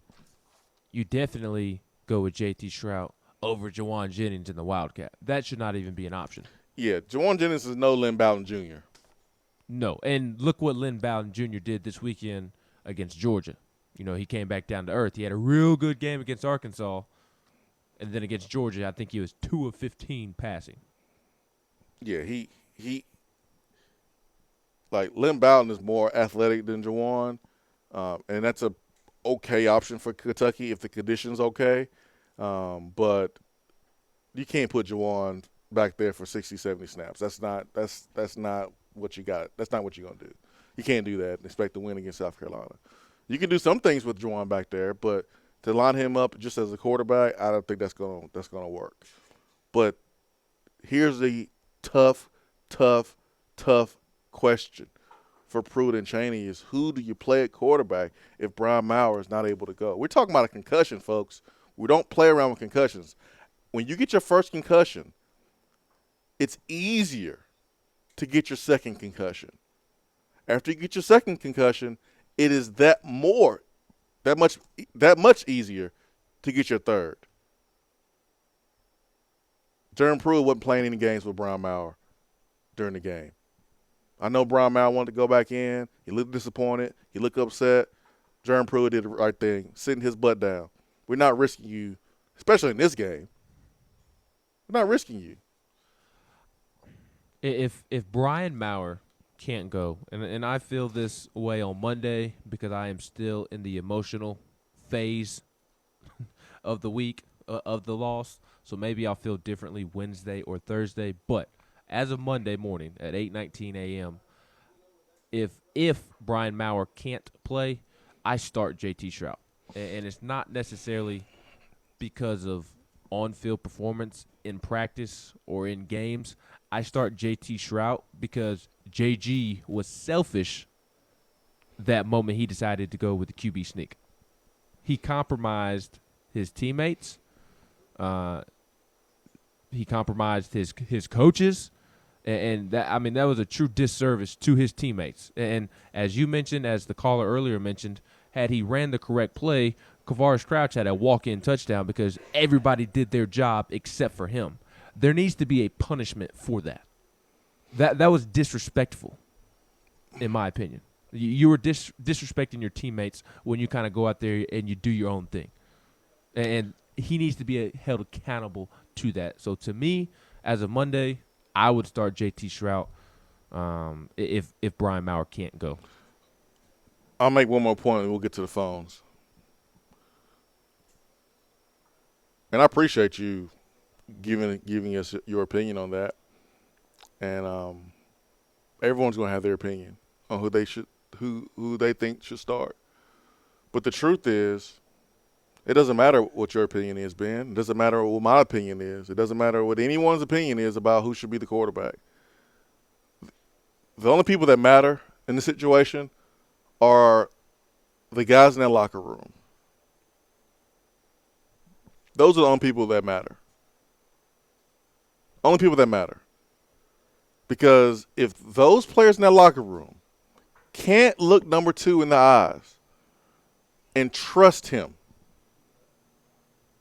you got to go with JT Stroud. Now, I said that JG, after the BYU game, should have addressed his teammates and apologized for his performance. There's not a question that he should do that with this offense about that 4th down play. To even have a chance of his offense to trust him and move forward. But if JG takes an approach, nonchalant, unapologetic, it will be hard for me being on that offense to trust him and want to play with him. Again, doesn't matter what I think. It doesn't matter what you think, Ben. Doesn't matter what anybody else thinks besides who's in that locker room. If they forgive him, if they are able to move on, if they say, okay, man, we good, I think it goes back to Jared apologizing and humbling himself and really making himself vulnerable. This can be achieved with a nice team players only meeting. It can be. I messed up. That's on me. I'm sorry. There's a lot of dudes in that locker room. They made mistakes. They messed up before. Their behavior off the field has cost Tennessee. They're not invincible. If you're able to get to that point, if you're able to get to that point where there's an apology, there's acceptance, you might be able to salvage JG as a quarterback for this season. But if you can't get to that point, you might as well play JT Stroud. Let's go to the phones. Let's get to Zach. Zach, good morning. Good morning, guys. How y'all? Good. I got a question on the targeting penalty called back on Maurer. How's that not at least a late hit or roughing a passer? That's a good question, man. It wasn't a targeting, but it could have been definitely a late hit or unnecessary roughness. I mean, the real player just stands up and gets the flag. Funny how that works. I don't know. I didn't know if that was some kind of rule that. I don't know. I was just trying to figure out why it was something they get called. Yeah, I don't know why it wasn't called. I mean, it wasn't targeting because he didn't hit him in the head. I mean, he just pushed him. And Maurer's head hit his own lineman's leg. So, I mean, it wasn't targeting, but could have called late hit, could have been unnecessary roughness, but it wasn't.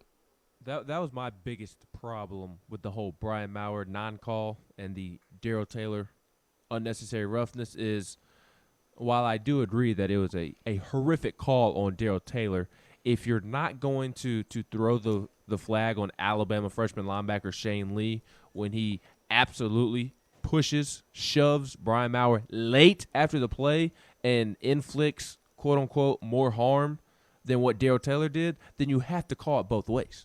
That was my biggest problem. If you're not going to call it on Brian Maurer, then don't call it on Darrell Taylor. But if you are going to call it on Alabama's freshman linebacker when he hit Brian Maurer, then okay, I somewhat get calling it on Darrell Taylor. At least at that point, they're being consistent. That's all I want, consistency. If you're not going to call it on Alabama, then don't call it on Tennessee when what Tennessee did wasn't even close to the same as what Alabama did. Yeah. Yep. I'm with you, man. Let's keep it moving, and let's get to Devontae. Thanks for the phone call, Zach. Devontae, good morning. This one is Dave Tona. Dave Tona, excuse me. Dave Tona. Good morning, guys. Good morning. I had 3 comments, if that's okay. Yeah, go for it. And trust me, guys, this is no disrespect meant, okay? As I mentioned last week after the last game, I said, now maybe people can start understanding what Pruitt's saying about we're 100 times better. It has been evident since the first half of the Georgia game. That being said, okay, my comment last week about why do we risk playing Maurer in this game when he's coming off of a concussion, when you just pointed out, Swain, that it's so easy to pick up your second concussion, but callers and other people said that was soft, that was sending the wrong picture. This is the whole reason why I made that comment, because we still have to win 4 games. Now we're in the position that we're in, because he may be shut down. As you said, concussions are not something to play around with. It's now about his health. And thirdly, I really hope, and this is the reason why I didn't call in last week, is because I got so aggravated and so upset at hearing people, numerous people, all kinds of people, saying that we had no chance. We had no chance. We had no chance. 100% we weren't going to win this game. Guys, every Saturday, every Sunday night, every Monday, there's a chance. And they just proved it. So I think a lot of last week our team was discredited by saying that there was no chance. I'm going to hang up and let you guys reply. Thank you, Dave Toner. I was the one who said Tennessee didn't have a chance. And the reason why I said they didn't have a chance is based on how they played this year. They played terrible this year. One game where Tennessee looked like a complete football team, and that was against Mississippi State. Still didn't win, but had an opportunity to win, had an opportunity to make it close with Tua going down. Absolutely. I also stand by playing Brian Maurer. Brian Maurer, his first concussion as a Tennessee Volunteer, he passes concussion protocol. If he's healthy, how do you tell your team, we're not going to play him? He's healthy, we're not going to play him because we know we're going to lose this game and we just want to get ready for South Carolina. Do you get that same performance Saturday if you tell your team that and you let your team know that we're just going to not play a healthy guy? Those players fed off their coaches because their coaches believed in them. The aggressive calls by Jim Chaney, you feel that as a player. Okay, my coach, all right, we going for the throat. We're not just playing to keep it close. Now, we're talking about our second concussion with Brian Maurer. This is a different ball game now. Because I don't know if he passes concussion protocol in time. This is a whole other ball game. I see where Dave Toner's coming from. But a young man without any type of concussion history gets his first concussion, he passes concussion protocol. How do you justify not playing him? What excuse would you have for not playing him that wouldn't sound like the most ridiculous thing ever? We're going to hold out a healthy guy because why? He should play, right? But he got a second concussion. Second concussion in 2 weeks changes everything. It's a different conversation. Well, that's what I was about to ask you, and you can answer it after this break. Does the fact that it is his second concussion, is your thought process differently this week? It definitely is different. It's different. Yeah, it's different. Circumstances change based on Brian Maurer's health. That obviously changed.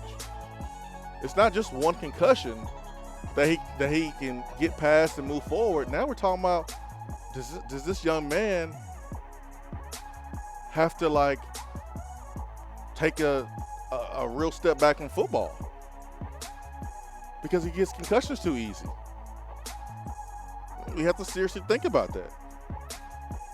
This is the same conversation that we had about Trey Smith and Trey Smith's health beyond football. This is the same thing now. This is concussions. It's not an ankle. Going back to the phones after this Swain event.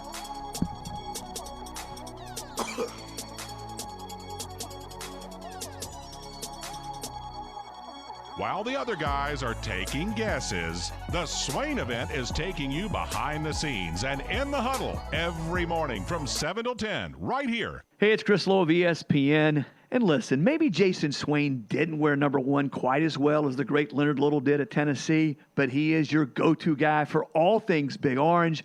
Join us weekly on the Swain event, brought to you by Tennessee Regenerative Sports Medicine and trsportsmedicine.com. We're here with Dr. Michael Carlson of Tennessee Regenerative Sports Medicine to discuss stem cell treatment and PRP. If you have orthopedic injuries such as shoulder pain, knee pain, Achilles tendonitis, or tennis elbow, you should give them a call. That's right, Jason. We specialize in regenerative non-surgical orthopedics. So we treat damaged tendons, ligaments, and joints by using ultrasound-guided injections with stem cells or PRP. And this form of treatment actually stimulates the body's own reparative process and allows for healing of the damaged tissue. So, Doc, what makes your training different than others? Well, Jason, I've been practicing in Knoxville for 26 years, and I'm certified in interventional regenerative orthopedic medicine through the American Academy of Orthopedic Medicine. So unlike the big seminars that will advertise stem cells, fly someone in for a couple hours to talk about supposed stem cells that you order off of a shelf, then they'll depart, leaving the patient wondering who will be the person injecting me and what their level of training is. At Tennessee Regenerative Sports Medicine, I'm the one doing the procedure, and we're using your own bone marrow stem cells or PRP. So in other words, it comes from you and it goes back to you. So you know exactly what you're getting and know exactly the level of training involved. Tennessee Regenerative Sports Medicine, trsportsmedicine.com. East Tennessee's leader in PRP and stem cell therapy. Hey y'all, check it out. Top 100 barbecue restaurant Dead End Barbecue has a brand new happy hour special right now that you don't want to miss. Get $2 off of their fantastic barbecue queso appetizer from 2 to 4 p.m. That's queso loaded with your choice of pork, chicken, or brisket and served with Frito scoops. And for the rest of the month, check out their new Pig and Peaches salad for $11. This thing is loaded with salad mix, grape tomatoes, fire-roasted peaches, pickled red onions, pork belly burnt-ends, goat cheese, and topped with a delicious balsamic vinaigrette. Dead End Barbecue. The barbecue search is over.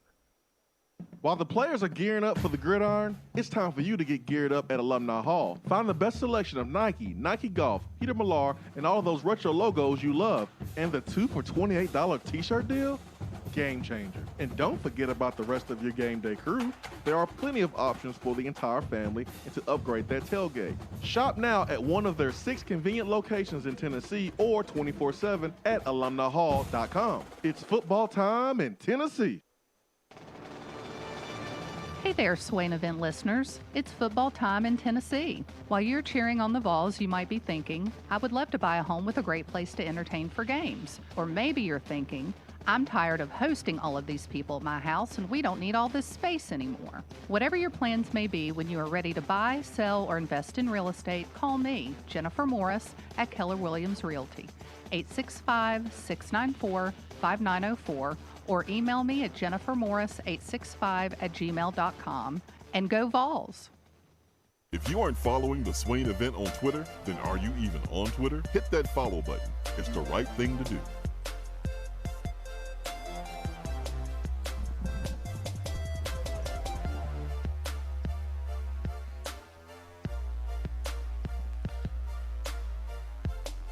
Eight 255-03 is our telephone number to the B-Dry Waterproofing Hotline.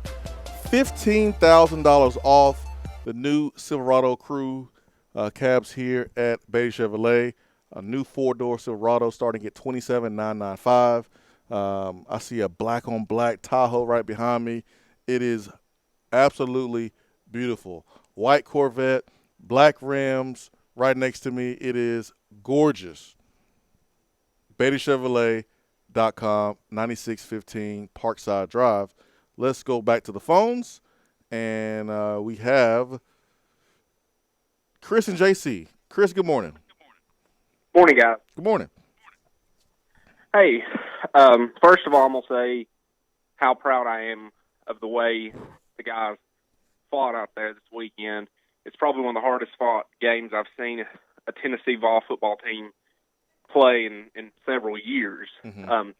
Second thing, with all the pass interference calls against Alabama, plus the ones that didn't get called, I think it's pretty safe to say they could not handle our wide receivers.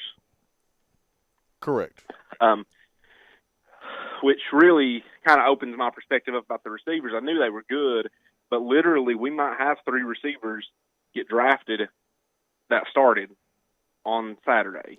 Jennings, Callaway, and if Palmer can kind of start playing the way he's physically able to, he could get drafted also. But what I really called about today was I saw it floating around Twitter on Sunday about how if you had the leaders of the 1998 team and teams back in the late 90s on this team, and JG went rogue like he did on Saturday, there might have been some harsher consequences from his teammates.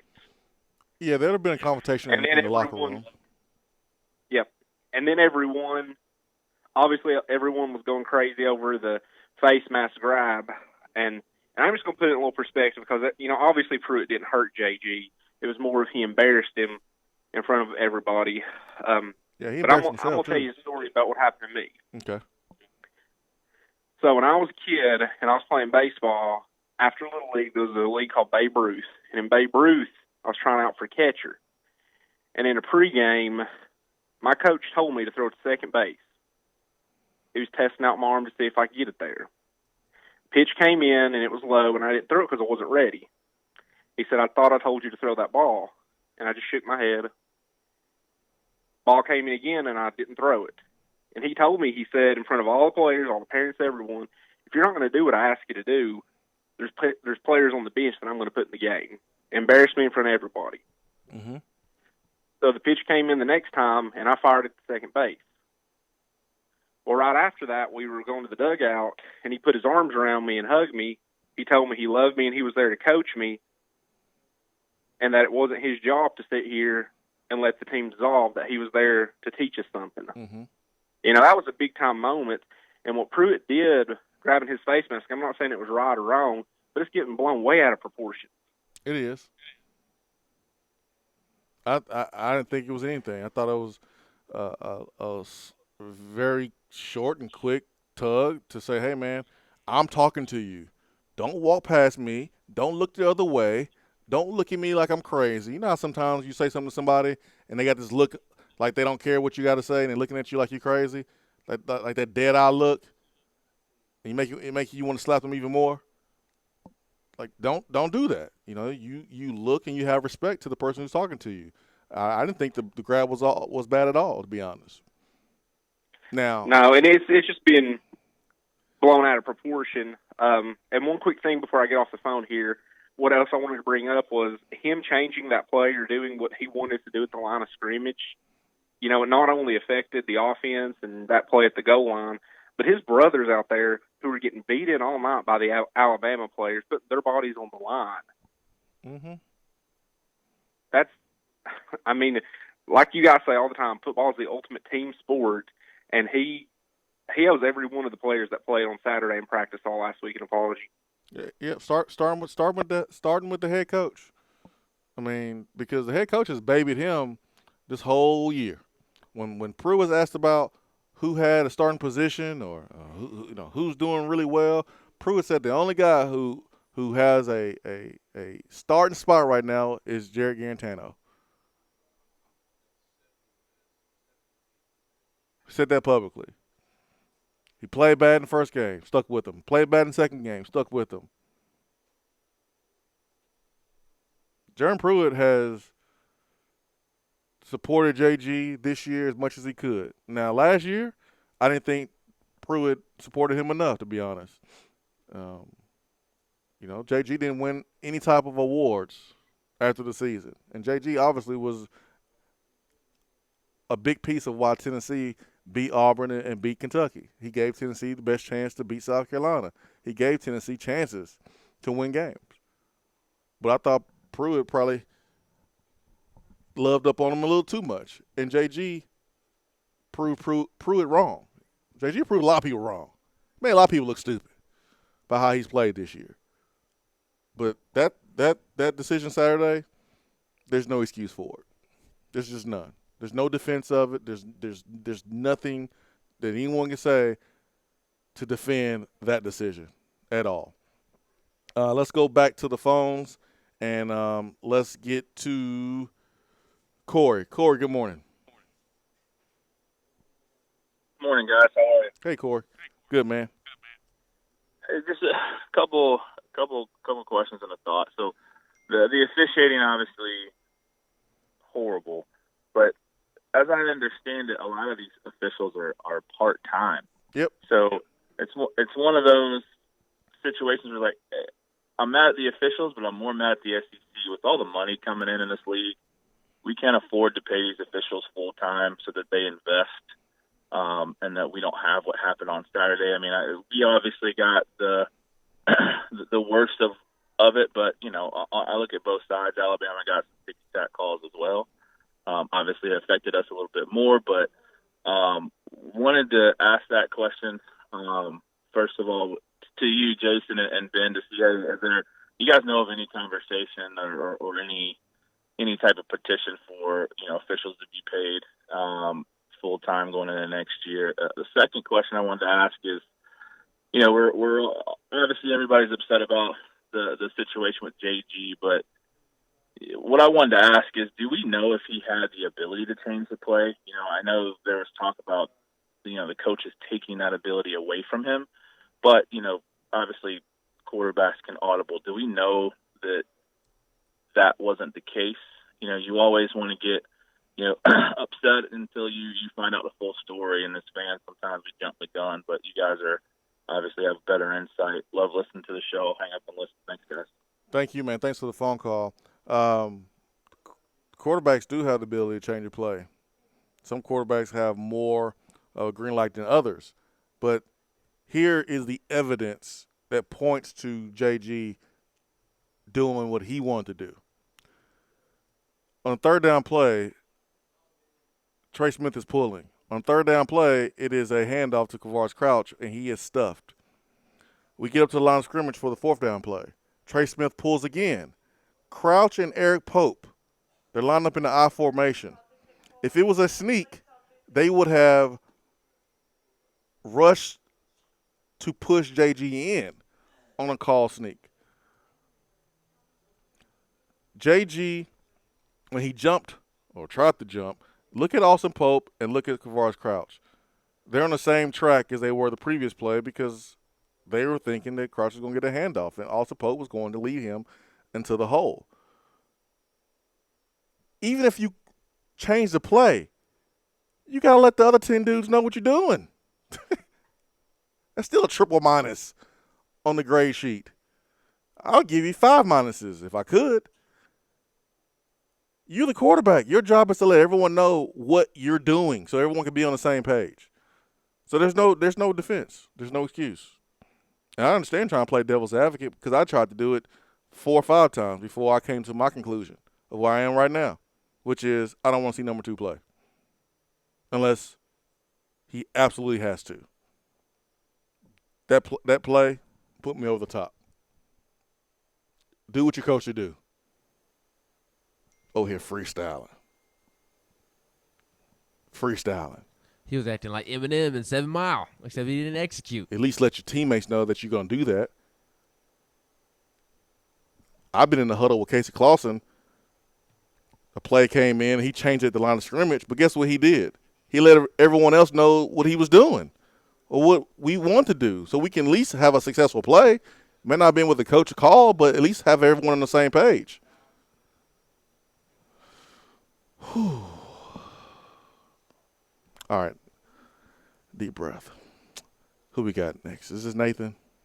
It should be. Nathan, good morning. Morning, Mills. Good morning. Man, first of all, I just want to say we beat the hell out of them physically. In my mind, I mean, the scoreboard's not going to show it, whatever, but we were hitting them boys. Correct. And there's nothing that they should be hanging their heads about as far as that's concerned. I think we out-physicaled Alabama in that game. We've all been in those games where on Sunday morning when you wake up, you just feel like you've been in a car wreck, and that's probably every week in the SEC. But Alabama felt it, and that's something to be proud of. I see our strength and conditioning and just our overall physicality is the best I've seen it in probably 8 or 9 years in the last couple games. I don't know what kind of switch flipped or whatever, but I mean I can definitely see it. What about you? I thought Tennessee played the most physical football game against Alabama since 2015. I thought we were physical. I thought we finished runs. I thought that we were the aggressor in several situations. I'm proud of guys like Greg Emerson, who came into Tennessee kind of banged up and was All-American, and folks kind of wrote him off. He competed his butt off, made some plays in the backfield. It was cool to see Jalen McCullough compete at a high level. How about Bryce Thompson? Bryce Thompson was supposed to get roasted that game. Those are first-round wide receivers, and Bryce Thompson held his own. And that's, when you get guys who are a little rough around the edges, that's why you want them, because they're going to compete against teams like that. They're not going to be scared and back down and timid. So Bryce Thompson did a good job. Lante Taylor did a good job on the outside. Man, I can't disagree with much that you said there. I'm proud of how we played and how we fought. I'm not happy because we lost the game, but I am really proud of how we play, and it can carry over to next game this week against South Carolina if we approach the game with the same aggressiveness. Let me go to Evan, and then we have Buck Nasty. Evan, good morning. Hey, guys, couple things. JG changing the play there shows that he has no respect for his teammates, for the university, for his coaches, and he shouldn't play another down for the university. I'll probably go ahead and predict, unless something disastrous happens, he will not play another snap at the university, and he should be sent packing at the end of the season. And also, I don't know why you don't. All we need him for anyway is to just handle the team, and Trout can be coached up to do that, not to take too many chances. Trout can be coached up to not take chances that he doesn't need to take, to just play conservative. They won't put the ball in JG's hands anyway, so let him throw. But there's no advantage to having him in the game at all at any point the rest of the season. The other thing I want to say is grabbing the face mask thing is such a non-issue. It's not even really worth talking about. These journalists out here that just want to write stories and articles and hype people up about issues that aren't issues, that never played a down of football in their life, that don't know anything about coaching, want to preach to us about what we should and shouldn't do in sports is ridiculous. Sick and tired of seeing that stuff. And also, I'm proud of the guys for the way they played, just like everyone else is saying. I don't think I've had more fun watching a Tennessee team play in a Tennessee game than I did at the end of that first half with Pruitt taking those petty timeouts. That was amazing. Anyway, you guys have a great show. Hey, thank you, Evan. I mean, you say you don't want to see JG unless there's an emergency. There is an emergency. The emergency is Brian Maurer has a second concussion in 2 weeks. And what you want to do with JT Stroud, it's not realistic. South Carolina has a really good defense. You're gonna have to take shots. You can't play conservative for 4 quarters.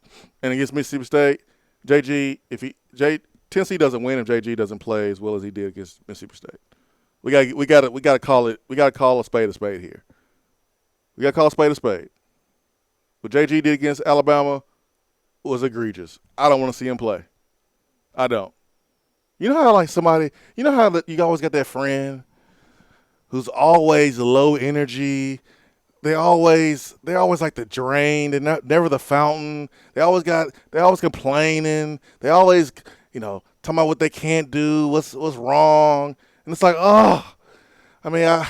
you my friend, but golly, man, you just bring me down, and you hate to be around them. That's how I feel about JG, watching JG play quarterback right now. Body language, doing what he did. I can't watch him play right now. That's how I feel right now. That's how I feel. But there is an emergency. The emergency is Brian Maurer is not healthy, and JT Stroud is not one of the guys that they want to play. But if you're a fan, I get questioning that because hey, people said the same thing about Brian Maurer not be ready, and he proved to be better than JG as a quarterback. So I guess we'll have to see what happens, and hopefully when JT Stroud gets in there, he won't mess it up. He won't mess it up. Let's get to Buck Nasty, and then we'll take a break. Buck Nasty, good morning. What's going on, Swaino? I'm trying to calm down, Buck Nasty, but I'm upset. I'm upset, man. Thinking about this game, talking about this game. I'm upset. I can't help it. I'm not going to help you, Case. Okay, go for it. I'm here to ask the hard questions today, boys. Go for it. When did Nick Saban get his doctorate via MD? I don't know. Because he was running the concussion protocol there on the sideline during the game on duty. That kid's arms went completely straight out like a MMA fighter that had just been rocked. Why isn't this being talked about? Everybody want to talk about a little piddly face mask. Why ain't he talking about this, putting a kid in that's obviously just got knocked out? That was my first question. Well, you know question number 2. You know I know one question is Nick Saban. Oh, yeah. I know. Bug Nasty is. I'm bringing the heat. Feinbaum will, but most people don't. All right, my second question is, how many years do you think JG has taken off of Jim Chaney's life after seeing Jim Chaney grit his teeth and slam his hand on the desk during the football game on TV? Probably a couple for sure. He was in a mild rage. I would be too. I can't blame the man. I feel sorry for him, to be honest with you. Mm-hmm. And question number 3, is Chicago where great kick returners go to die? I'll hang up and listen to what y'all got to say. I hate you. I hate you. I hate everything about you, Buck Nasty. You didn't have to bring that up. Tennessee and Alabama, and then my Bears last night. No Drew Brees, no Alvin Kamara, and we can't even score an offensive touchdown? Don't act like your weekend sports-wise was worse than mine. What's your second overall pick that you traded up for? With the best defense in the league? At home? Teddy Bridgewater lights you up? But you know what, Ben? You're right. You know, Ben, your Yankees got eliminated from having a chance to go to the World Series. But I'm sorry, that ain't worse than the Bears' performance yesterday. Yes, because the Bears weren't playing in the playoffs yesterday. It don't matter, Ben. Your team did as well as they were going to do. You ain't beating the Astros. They did their best. They actually did not do their best. They left like 37,672,873 runners on base with runners in scoring position. And as a result, Aroldis Chapman's stupid fire missile launching self had to give up a 2-run walk-off home run to Jose Altuve in the bottom of the 9th inning after DJ LeMahieu had one of the greatest Yankee at-bats of all time, hitting a 2-run shot to tie it with an out in the top half of the inning. Wow. I hate sports. I have a quick question for you before we hit the top hour, the top of the hour break. What you got? Where do you fall on the Butch Jones greeting Tennessee players post game? Because I posted this video on Twitter on Saturday night of Butch greeting his former players: Jarrett Garantano, Marquez Callaway, Trey Smith, Marcus Tatum, just to name a few. Riley Lovingood. And my mentions have been full of Tennessee fans mad as you know what about it, and then Alabama fans all cute and cuddly, just trying to give Butch Jones gold stickers for just being a great person and showing great sportsmanship. Where do you fall on the whole Butch Jones greeting the Tennessee players after the game? There's some players that like him. There's some players that don't. Regardless, Butch is a phony at the end of the day. So that's how I feel. But you yeah. I'm supposed to give you a PC answer? No. I mean, I agree with you, but I do think some are failing to realize that Butch's former players don't feel as strongly about Butch as other former players do, and as the fans do. You know, like at the end of the day, like a guy like Marcus Tatum, Butch Jones is the reason Marcus Tatum got a chance to play at the University of Tennessee. Let me just frame this. In this business, I've been doing this 9 years.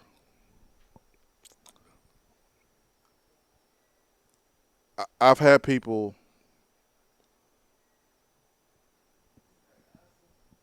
try to screw me over in this business and have the audacity to try to shake my hand in person. So, like, behind my back, they try to screw me. In person, they'll try to shake my hand. I'm not the one that's going to pretend like everything's cool. Now, I'm not going to cause a scene, but don't come up to me shaking my hand acting like we cool. I don't really play like that. I don't get down like that. Mm-hmm. I know the good folks in this business. I know the folks in this town that over the years were that have been upset that guys who've played at Tennessee in the media get special access or whatever. And they have cried to the university and made up stories to try to for that not to be the case anymore. I know who those people are. Those are the same people that in person smile in your face. Nah, man, don't smile in my face. Don't do all that. If you feel that way, you feel that way. But let's keep it 100 now. There's people like that, and I know for a fact of players that Butch Jones did wrong and would rip to the media. And we saw Mike Griffin do that to the Wolf brother, calling him soft and criticizing him. So it's not a secret why Butch Jones did not come to his players' defense when a media member attacked his players. It's not a surprise. And that player, when that coach will talk about that player to the media about how bad he is, and then smile on his player's face. That stuff happens all the time. And Saturday was probably an example of that. That's how he rolls. But do I care that much? Not really, Ben. I really don't care that much. I don't think a dude who. I don't either. Yeah, I don't think a dude who's an intern. I was surprised by the amount of reaction. Yeah, I mean, it's the same thing. It was the same thing last year. It was the same thing last year. Same interaction, same folks last year. Hour 3, coming up around the corner. Swain event live here at Beatty Chevrolet Parkside Drive. Stay with us. Be right back.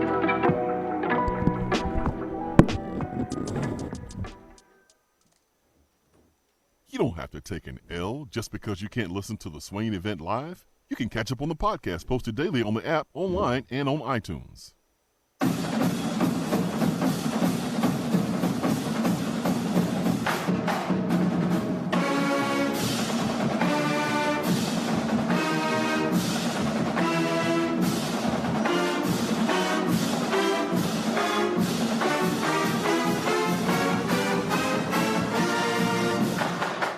Hour 3 of the Swain event is brought to you by the Low T Center and lowtcenter.com.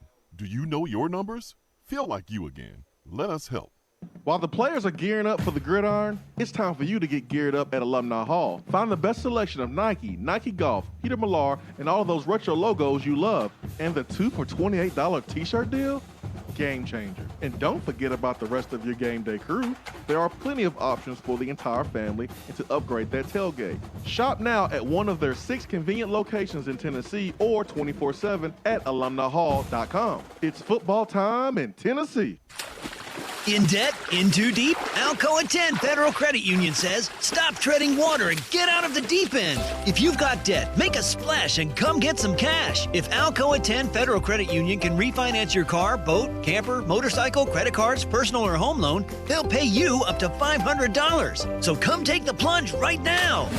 Refinance your loans. Alcoa 10 Federal Credit Union will pay you. 5 convenient locations. Visit atfcu.com. Equal housing lender.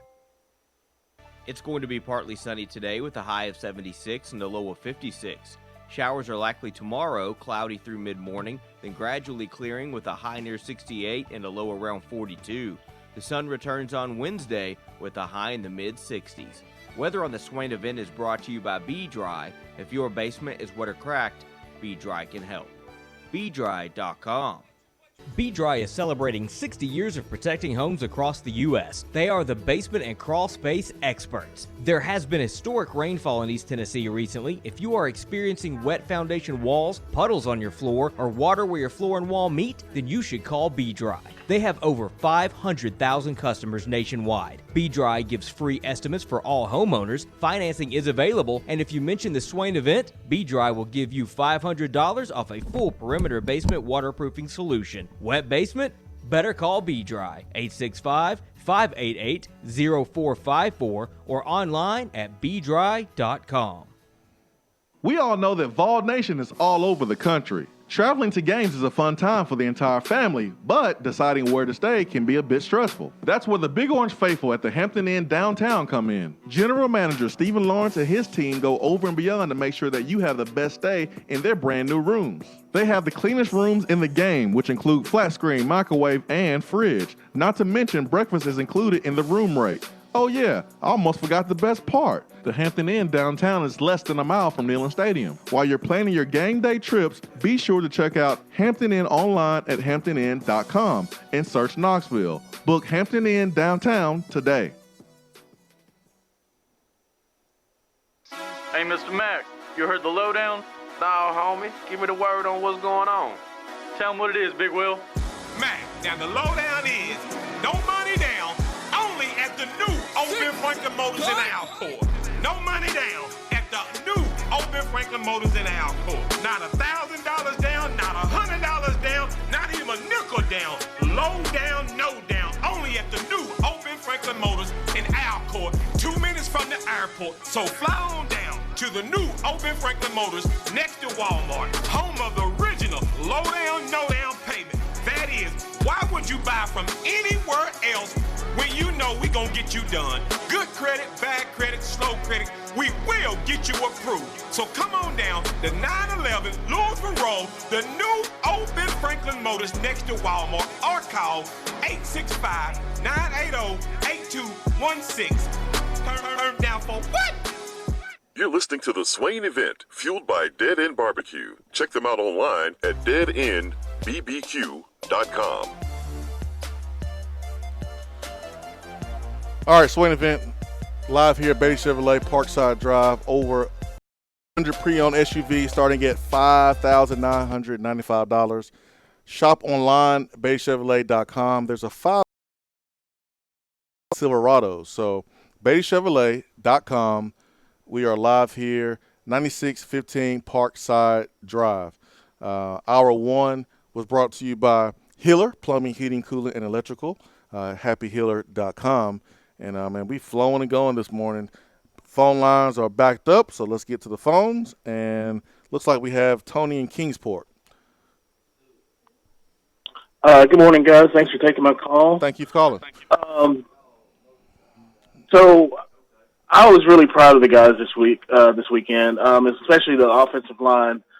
Looking at that Tim Jordan run when he was like stacked up, and here comes the line right behind him, and Trey Smith came and pushed him, got him 11, 12 yards. That was great. I think at that point Alabama's like, okay, we're in trouble. We're going to be in a little bit of trouble for this one. Yeah, as far as JG, I'm not even going to get into it. I just know that after last week's game with Mississippi State, everybody's putting him up on the shoulders as a Heisman candidate for some reason, but it was a 2-yard pass. Tyler Bird did the rest. So, come on, let's not do that. When he came in the game, I was just pretty much groaning a little bit. I just basically went, and just went about my business, and this was like hoping that we could pull it off. I understand groaning. I get it. But you got to give him credit for Mississippi State game. He only missed one pass. He had a touchdown. He was efficient, and he played damn good. He had more than just one throw. Yeah, give him credit. You gotta give him credit. You gotta give him... Agree to disagree. Based off of the number of yards for those, other than the long one down the sideline, but I'm not going to get into that. Okay. My question is to you, and I'll drop off after this. We haven't seen a lot of screen passes from Chaney. Is it he's holding out for something, or we just don't have any wide receiver screens? I don't really see them playing those a lot. Or do we not have the speed on the outside? Do you know why we're not running more screen plays? I have no clue. I don't have a problem with play calling at all, but I don't know why we don't run screen passes. I'm not sure. I almost wonder if the lack of success when they were called earlier in the year have scared Jim Chaney from calling them. How many times has the wide receiver screen been a failure because of a bad pass or a dropped pass? Yeah, I don't know why we're not calling those running back screens or receiver screens to Callaway. Callaway's proved time and time again he's good with the ball in his hands. He's a punt returner, so why wouldn't you want to get the ball to a punt returner in space? That don't make a lot of sense to me. And Jawan has always been good with the ball on his hands. So I don't know, man. I don't know. Here's what I don't understand. You can not like JG. That's fine. I don't want to see him play anymore. But agreeing to disagree because you don't want to admit that he had a good game against Mississippi State, come on, man.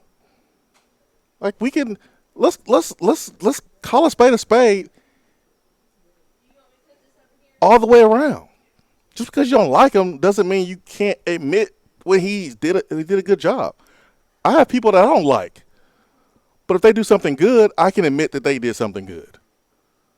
I don't want to say how hard that is. Is it a pride thing? Is it an ego thing? What is it?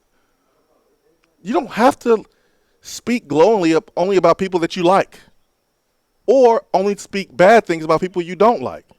That's and this is one thing I hate about politics. It reminds me of politics. Okay, you don't agree with somebody, so that means everything they say is wrong, or because you are in this political party, everything that they say is right. Guys, come on, man. Let's be fair. Let's be fair. JG came into the game against Mississippi State. Brian Maurer threw 2 red zone picks. JG came into the game. He was 6 for 7. He made an awesome throw to Ramel Keaton. He made a good read on a first down run and catch, Tim Jordan. When he went through his progressions, Tim Jordan picked up the first down. And then he threw a good ball to Tyler Bird, and Tyler Bird did the rest, good blocking on the outside. Why is it so hard to give him credit for that? You can give him credit for that game and still rip his butt for BYU, for Florida, for Georgia State, and for Alabama. You can do both. What's so hard about doing both? Because that's the truth. That's what happened. All right, go back to the phones. Devontae. Good morning, sir. Good morning, Devontae. We ain't gonna do politics this morning. Nope, I ain't gonna let you do it because you don't do it. So I ain't gonna let you do it, man. I'm not talking politics. I'm just using politics as an example of why we can't just admit when something is right or admit when something is wrong. We get so stubborn and we have this ego that we can't just admit the truth. I don't understand what's so hard about that. Come on, talk. Yeah, tell me you on the phone. Yeah, my thing is, man, people gotta respect. Hey, he's 7-18 with us, man. People need to go do their research. He's 7-18. He one of the worst quarterbacks ever, but he done won some games. The 7 games he won. No, he 8. He 8 if you count Mississippi. He 8 games under 500. It is what it is, man. When he get in, everybody take a deep breath, look around, and it'd be like, here we go. We thought his first year, we thought it was the line. We blamed the line up and down his first year. His second year at the helm, we said this was a young team and he was going to get better. This year, his third year at the helm, he looked a little bit confused at times. PJ got this at the man. It is what it is, man. But I ain't calling to talk about JG, man. I'm like you. I don't want to see that boy throw another pass. Man, at Rutgers, I don't want to see him throw a pass. He just needs to get his degree and do something good with his life, man. Just be the good person that he is, because football ain't for him. And that's cool. But I have a question. Yes, sir. Before my question, Ben, man, this was a horrible weekend for us. But my Titans saved me yesterday on the inch line, baby. Devontae, but them Yankees. Devontae, whew, you better get dropped. You better watch it. I'm just warming y'all up for Titan Bill, man. I'm just warming y'all up for Titan Bill, baby. I'm just letting you know that at 8 o'clock Saturday, 9 o'clock Saturday, I was on a roller coaster. I didn't know whether to be happy, sad, about how I love you. I didn't know what to do, man. I really didn't. Because when I looked at the game, I'm watching this game, I'm watching both games, and it looked like we out of both of them. Then it looked like we in both of them. Then, at both games, toward the end, it's like, oh, snap, we finna do it. Then, boom, by 12 o'clock, I had my phone off, and I was sad. But, Swain, question for you. I know I'm everywhere with this. Yeah, but man, you everywhere. It's okay. You talking to everybody. You everywhere. I mean, you going to tell me you love me too? Yeah. It's coming. That's why I called your name next. I had a couple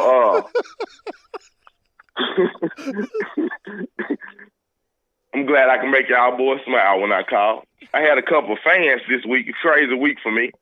I had an Auburn fan yesterday bring me a Tennessee shirt. They bought me a Tennessee shirt, man. I had an Auburn family buy me a Tennessee shirt.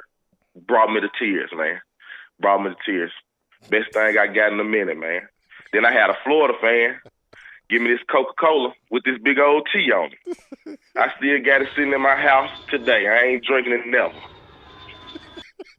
But my thing to you, Swain, is everybody talking about these cigars. People was mad at the cigar thing. ESPN was smoking the cigars with Saban. Why? Like, this is my thing with the cigar thing. When y'all was beating the mess out of Alabama in the early 2000s, my friend, because y'all was beating the mess out of them. I think you went 3-1 if I'm correct. That's correct. Am I correct? You are correct. Woo!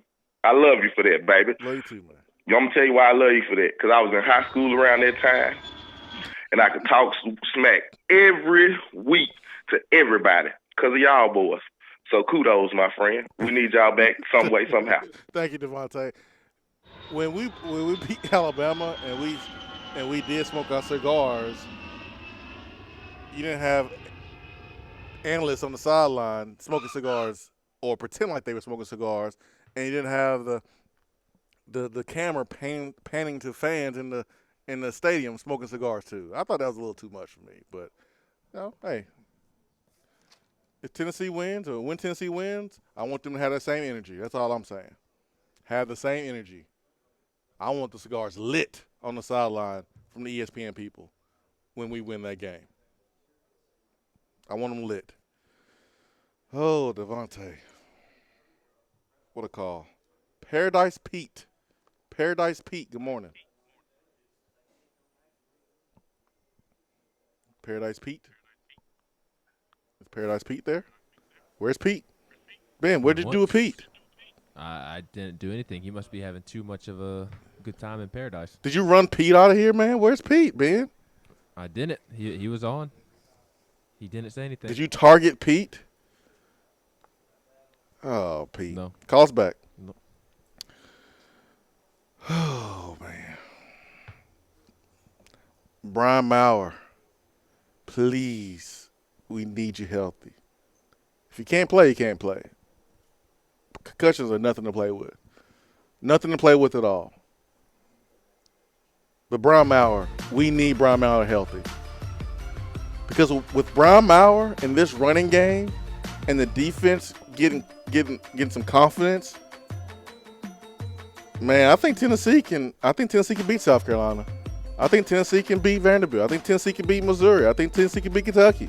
I think Tennessee can win the rest of the games. With Brian Maurer not turning the football over in the red zone, us running the football, and the defense playing like it is right now. I truly believe that. And I don't care what Derek Mason talking about. I think Tennessee can beat Vanderbilt too. I did like Derek Mason's post-game interview. I thought it was awesome. What are you doing, Missouri? My word, Barry Odom. Kelly Bryant should have come to Knoxville. Boy, you ain't never lied. We would not have wasted you, Kelly. You ain't never lied there. Man. Could have beat Alabama on the road.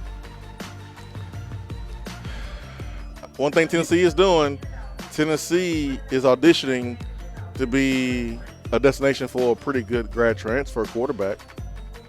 You got a running game. You got a defense coming back.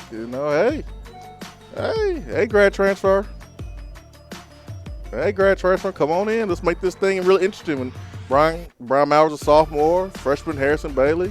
Let's make it interesting. All right, got to run. Be right back.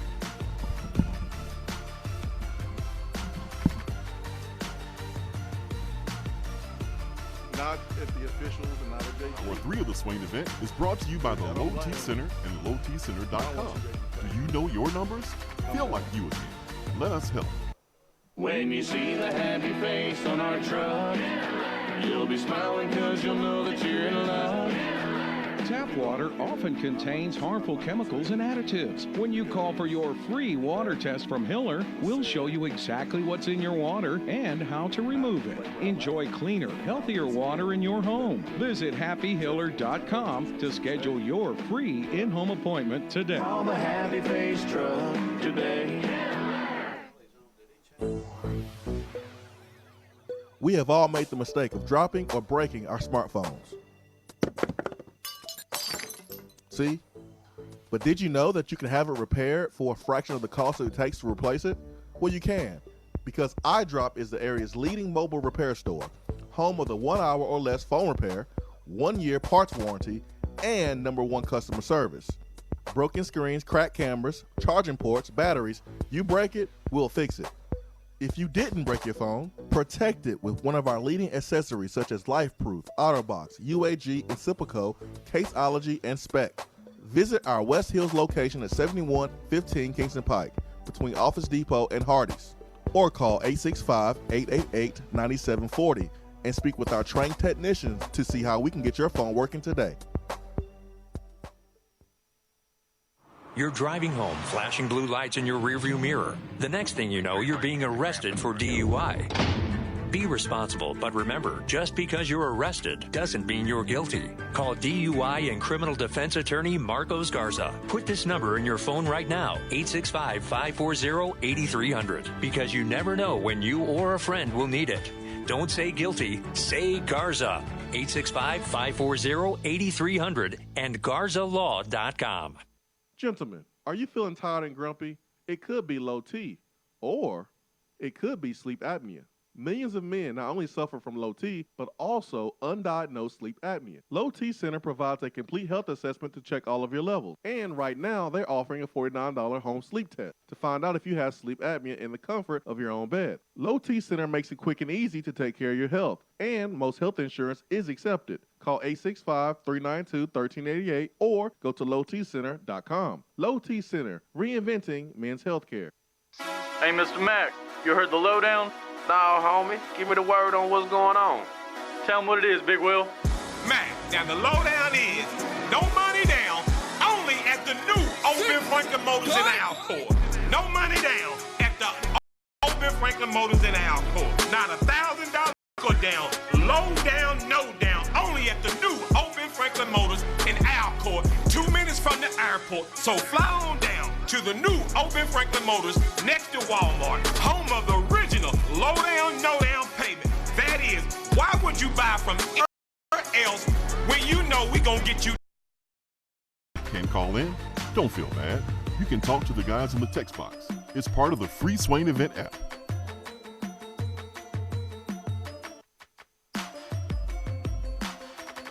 I just can't believe Bud Nasty would bring up the Bears like that. But hey, it's hard. Fair game. Fair game. Lost to a New Orleans Saints offense. Apparently the Bears have one of the best defenses in the league, and they gave up how many points to an offense without Drew Brees and without Alvin Kamara? Well, you fumbled twice inside your own 25-yard line. So You gave up those. That helps. We gave up those points, and then the offense was so anemic that I'm not surprised that the defense gave up those points, man. They're tired of holding up the sorry offense. Yeah. Mitch Trubisky. Ugh. All right, I'm going back to the phone, man. We have Paradise Pete. Paradise Pete has come back from Paradise. All right, let's do it. Let's get. Turn down your little Steelers music over there. Let's get to Paradise Pete. Good morning, everybody. Good morning, Pete. How you doing? Oh, well, it's Monday. I know everybody's going to discuss the Garantano situation into the ground and such. I'm kind of wondering, with everything that went on and, with the game, not really many people have discussed. Was anybody paying attention after the game when Butch was going around saying, greeting his former players, and the extended conversation that seemed to go on between Garantano and Butch? While Garantano was covering his mouth, it's obvious that he didn't want anybody to pick up on what was being said. Now, knowing that may have been on national TV or whatever, you have to wonder, was that a way of dissing, I don't know. Well, you know what I'm saying. Considering everything that went on, is it possible that maybe to figure out who's going to try and lead the team going into the game this weekend, would it be fair to say that to call a players' meeting and let the players decide who they want the quarterback, since they're the ones putting it on the line every weekend? Well, I do think a players' meeting it would be beneficial. I think that you do bring up a good point. Jared called his own number, and I want to know how the players feel. My opinion doesn't matter. Ben's opinion doesn't matter. Your opinion really doesn't matter when it comes to who should play quarterback. It's the players should determine that by how they practice and who they respond to the best between JG or JT Stroud if Brian Maurer is unable to play. But I thought the post-game activities with Butch Jones, I didn't think they were worth much of my time because it had nothing to do with the game.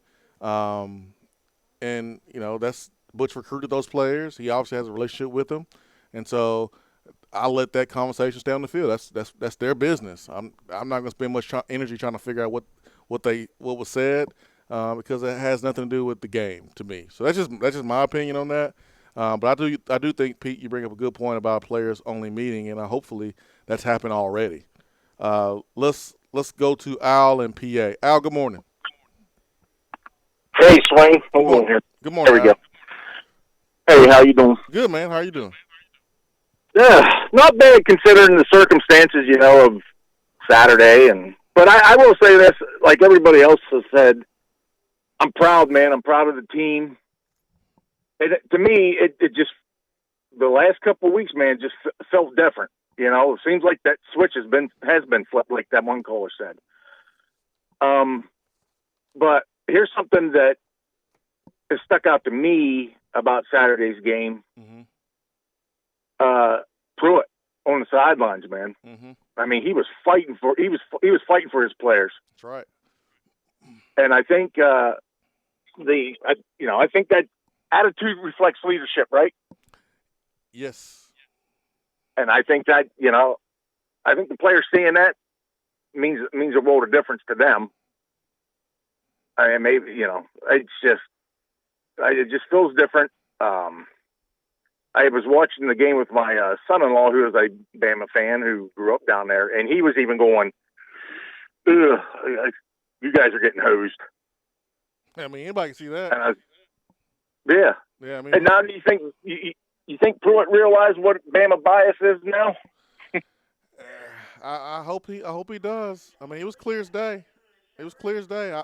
And I'm not one that likes to complain about the officiating, but it's kind of hard not to point out the inconsistencies during that football game from that officiating crew headed up by Hubert Owens.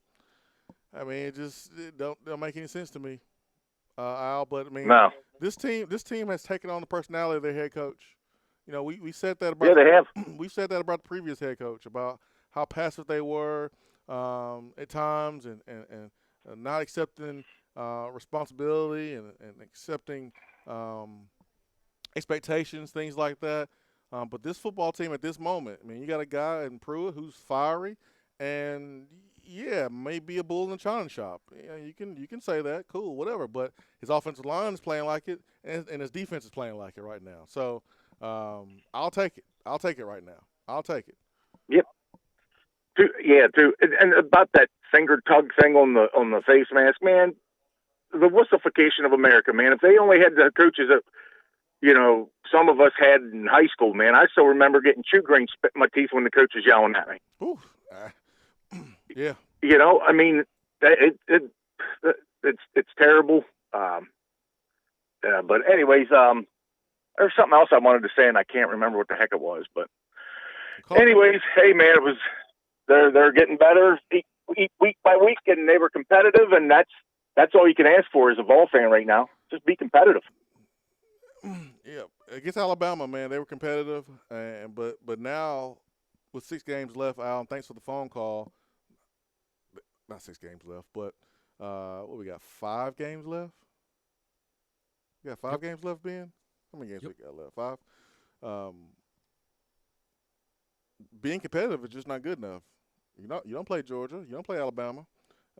You can win these games. So you got to play clean football games along with great effort, along with a mental focus and preparing during the week and taking care of yourself in the training room because everyone is beat up and bruised. So you got to do a good job of taking care of yourself, doing a lot of prehab work, getting in the ice tub, getting warm tub, getting extra stretching, all those things that you have to do. This is why you have $1 million training room facility. It's not to be used only when you're hurt. You got to use it even when you're not hurt. So that way you prevent yourself from getting hurt. Got 5 opportunities, and I think Tennessee has a chance if Brian Maurer is healthy and he is playing. I just don't have a lot of confidence in number 2 right now based on what happened at the end of Saturday's game. I'm over here losing my voice. I'm so fired up. Man. I'm over here losing my voice. My boy Savell Newton, who's a South Carolina alum, former quarterback, one of the best players in South Carolina high school history, tweeted me talking trash, talking about if South Carolina win, I got to wear a South Carolina T-shirt. If Tennessee wins, he'll wear a Tennessee T-shirt. You know what I told him, Ben? I'm not in the damn mood. Leave me alone. I'm still mad about Saturday. I'm not in the mood messing with you, Savell. Leave me alone. Text box. Mr. White 865 says they literally took us out of scoring position when they stopped the play when JG went out wide and Jawan was in a Wildcat. What was the deal with that? Still have not heard the explanation for that. Do not know. Hillbilly Bopper. I just wanted to say how proud I am of the offensive line and running backs play on Saturday. Those guys fought for every yard and dominated the number 1 team in the country. I hope we come ready to play this Saturday. Let's get ready to beat South Carolina too. Hope not to see number 2 on the field, GBO. Bruce in South Carolina says, love what Kiffin did. He's fine, but I'll pay Pruitt's fine if he did the same.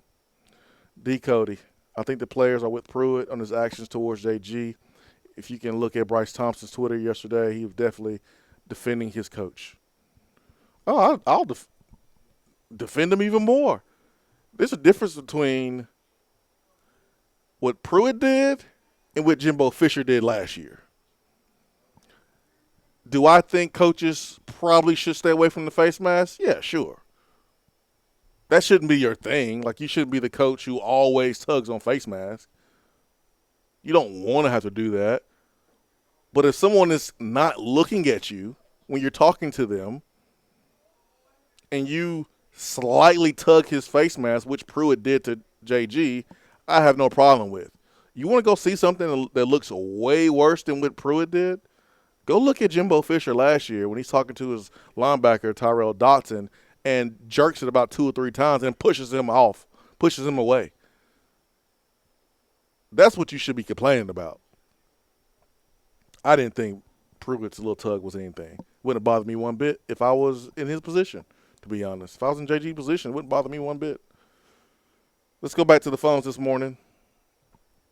Let's get to Justin. Justin, good morning. Hey, guys. How you doing this morning? I'm good, Justin. How are you, man? I'm doing well. Wanted to call in, say that I'm really proud of the guys and the way they battled. It's hard enough playing the number one team in the country, but to face a lot of adversity, outside of just playing Alabama, I think they battled and showed a lot of heart, which is a real positive thing.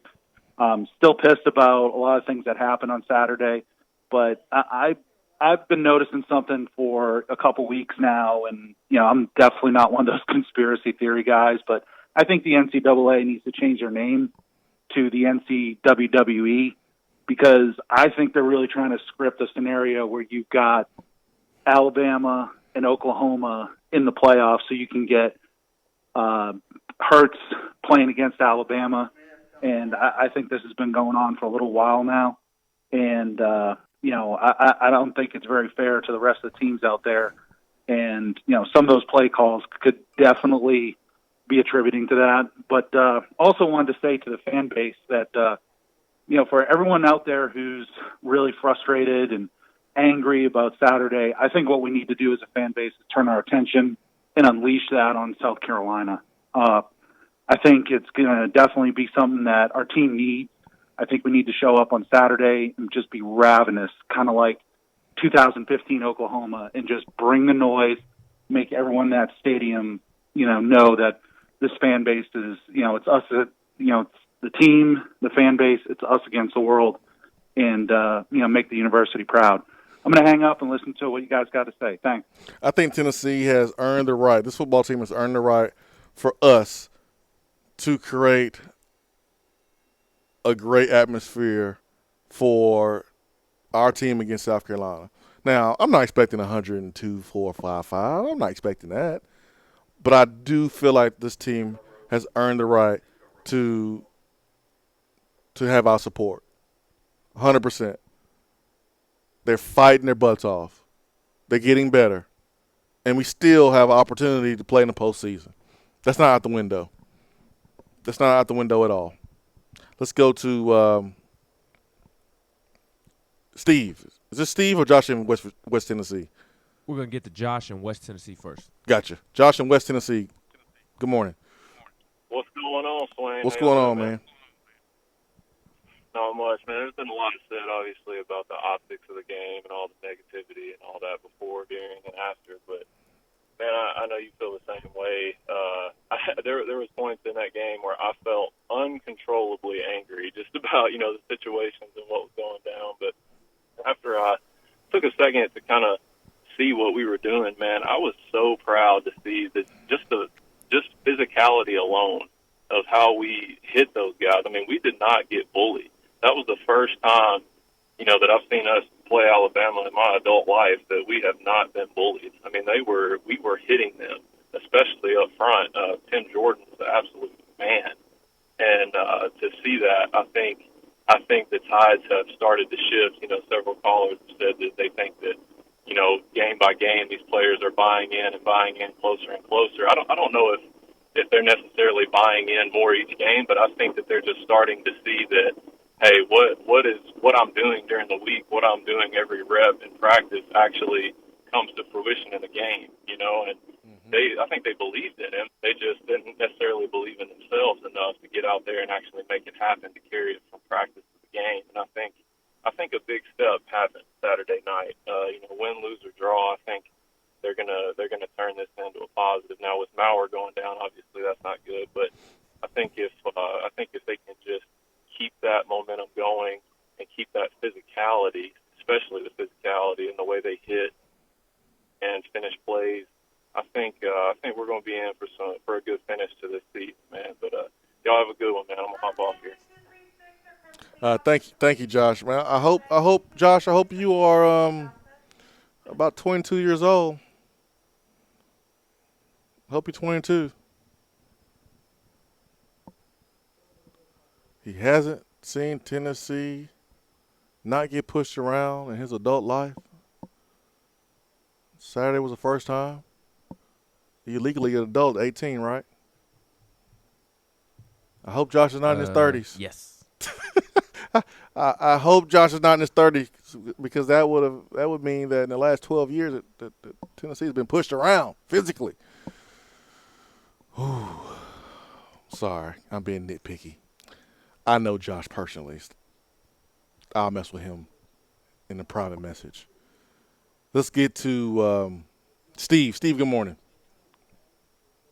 This is Steve. Hello. Hey, Steve. How you doing, man? Thanks for calling. I'm doing well. I'm a long-time UT fan. I'm a 62-year-old man. And the years ago, you'd have a loss and you'd wake up on Sunday morning and you had that bad feeling in your stomach. And, I live here in Lexington, Kentucky, and have for several years. It's been tough this last few years. Mm-hmm. And I guess I've become so ingrained with Kentucky that I've got that hopium feeling. So after every game or during every game, I'm full of hope. And, so every week is hopium. And after this Saturday's game, the last couple of years I had lost that gut feeling on Sunday morning when I took a loss. I'd wake up, feel okay, have a great day, because I had lost, that drive to win. And after this Saturday's game, I woke up Sunday morning and I had that bad, sick feeling again in my stomach. So in a lot of respects, this last couple of years have made life easier for me. But, after Saturday's game, man, I was just sick to my stomach again because of all that happened. And, I like getting that back. And I think that's really the direction this program's going right now. We're going away from hope, and our feelings and drive to win are going to be restored. So I can hope we can continue to head in the direction we're going. Thank you so much for the phone call. I really appreciate that, Steve. Stay strong in Lexington, Kentucky, and I'm with you. I'm able to kind of move past losses, especially doing what I do now. But this week was a little different, man. Officiating and kind of the play at the end by a quarterback, that made it really difficult for me. And I could get on here and fake it. Oh no, I'm fine, and it wasn't that bad. And nah, man, nope.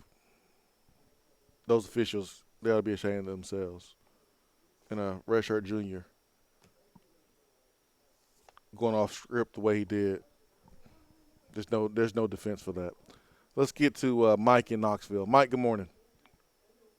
Hey, Jason, how you doing, man? I'm good. How are you, Mike? I'm doing great, bud. Hey, listen, here's something to feel good about, if nothing else. I'll tell you what, I was dancing in the living room. On that Tim Jordan run, that 3-yard run that turned into 11. Yes. When the pile moved. Yes. Go back and watch Trey Smith before that pile moved. That man took his man around the corner, had him on his back. He tried to get up. Right back down he went. And he turned around and saw that pile, and him and Wanya Morris both got behind that pile and started moving it. And that right there epitomizes Jeremy Pruitt coaching. Yeah. And Trey Smith is a man. Yeah. Did you see when the whistle was blown, 3 offensive linemen had a emphatic fist pump? Yes, sir. Yeah, I think it was Trey Smith was one of them. I think it was Jerome Carvin. Javon Carvin. Who's the other one? And maybe K'Ron Calvert. I can't exactly remember off the top of my head. That's Tennessee football right there, man. And That's you right. And you had Brandon Kennedy in the thick of things. That's right. I went back and watched that play over and over and over. And Trey Smith, I was giggling, honestly. You're not going anywhere, son. Stay right there. Yeah, I love that. I'm so happy for Trey. That's why the officiating and the play by the quarterback makes me so upset, because a dude like Trey Smith is putting his life on the line literally each and every time he plays. And I know everyone else is doing that to a certain extent too, but Trey could have sat down and he would have been taken care of by Tennessee to pursue a different career other than football. But he chose to leave it out there on the line for himself, his family, his team, and his state and his program. And that's why I get upset, because dudes like that giving it all that they have, and other people are either not doing their jobs correctly, or you got the officials not being professional and doing their job. But how about to add on to what Mike in Knoxville was saying, I loved that play in particular because, as you all were talking about, Trey Smith fist pumping and the other two linemen were doing it as well after the play, and not even just that, but on that play before the celebration or the little emphatic fist pump and whatnot, or waving of the fist.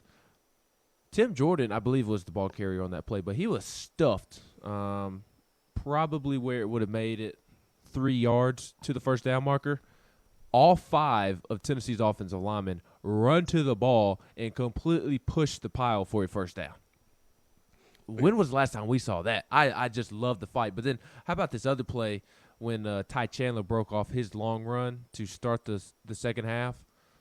When Tennessee got the ball back, Alabama got the ball to start the second half, but on Tennessee's first possession, Ty Chandler had a big run. And how about Ty Chandler running down the sideline, and you know who's running right there next to him? Pruitt. Jeremy Pruitt. Yeah. Pruitt is waddling. Left, right, down the sideline. He's pumping his fist. I think, I'll be the first to admit that, not necessarily on the air, but between you and I've made some jokes about Pruitt and being an undercover Bama or whatnot, and they were purely jokes. But I think Saturday night might be the night where Jeremy Pruitt became a little bit of a Vol. He has to do this every game now for the rest of the season. There's no doubt there was added motivation for him. First time returning to Alabama. There's no doubt that our players played up to competition. But now you're playing South Carolina. And the team has obviously taken on the personality of the head coach. Well, Saturday, will they take on the personality of their head coach? And will their head coach have the same fire as he did against Alabama? Will he have the same fire this week in practice? Will the players have the same fire? Leaders have the same fire? Because if we take that, that intensity, that effort, and we just bottle it up, and we open it South Carolina game, and we open it UAB game, and we open it Kentucky, Vanderbilt, and Missouri, Tennessee can win the rest of their games.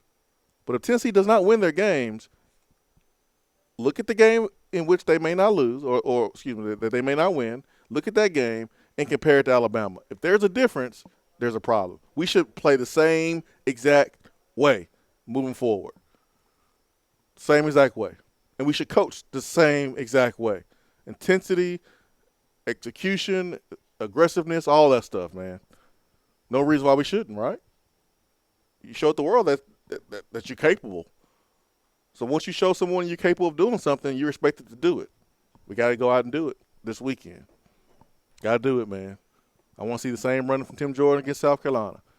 I want to see the same intensity on the offensive line, same defensive line. They are going to need it, because I tell you what, South Carolina has a monster up front in Javon Kinlaw. I mean, he is a first-round pick, and he wrecks offensive lines. He is a problem. So Brandon Kennedy, Trey Smith, whoever's playing right guard, they will absolutely have to have that same energy, that same passion, because he's a problem up front, Javon Kinlaw. Yeah, he's not just a normal problem being. He's a big problem. He's a problem. Yeah, he's probably the second best defensive lineman in the SEC behind Derek Brown at Auburn. Yeah. Yep. He is. He single-handedly could win the game for South Carolina. Correct. By stopping Tennessee's running game. Correct. He's special. Let's go back to the phones. Let's get to Turkey Man. Turkey Man, good morning. Good morning, individuals. How you doing, sir? How we doing? Good. I'm kind of like Steve from Lexington. I actually cheered Sunday morning.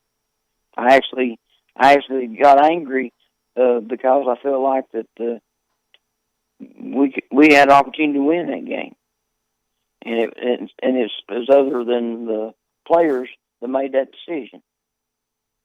I don't know if I can ever remember the SEC going as deep into quarterbacks as most teams are doing or have to do. I don't know if I ever remember a year that so many teams have had to go through quarterbacks. Mm-hmm. Yeah, getting And hurt. it just seems like it's more this year than ever. And it seems like the game has got softer in some aspects of it more than ever. And I don't know if that deal goes when you get hurt quicker by loafing than by giving it all. And I don't know if that's got something to do with it or not. No, but it just seems like the more people getting hurt than they normally do. And that may be something to look at. I don't know. But anyhow, I was I got so angry when the officials, and it ain't supposed to be that way. It ain't supposed to be that the officials make a difference in the game. But I really and truly, the timing that they did what they did seemed to really planned out, because they couldn't have called timeout at the worst time as when they stopped the clock that time. And that didn't seem much, but it was a lot. They was all the plays you went through them. You went through them, so don't let me rehash them or anything like that. But I do think that my favorite play of the whole game was the offensive line picking them up and carrying them to the bus. I think that was my favorite play of the whole game. Yeah, that was a good one. There is hope in the horizon. That was a good one, man. That was one of my favorite plays of the game. Got to carry it over to South Carolina. Alumni Hall, alumnihall.com, your headquarters for everything orange and white. 3 locations here in Knoxville: Paper Mill, Westtown Mall, and Turkey Creek. Shop online, alumnihall.com. We are live here at Beatty Chevrolet Parkside Drive. Over 100 pre-owned SUVs, and they're starting at $5,995. 9615 Parkside Drive, Beatty Chevrolet, and BettyChevrolet.com.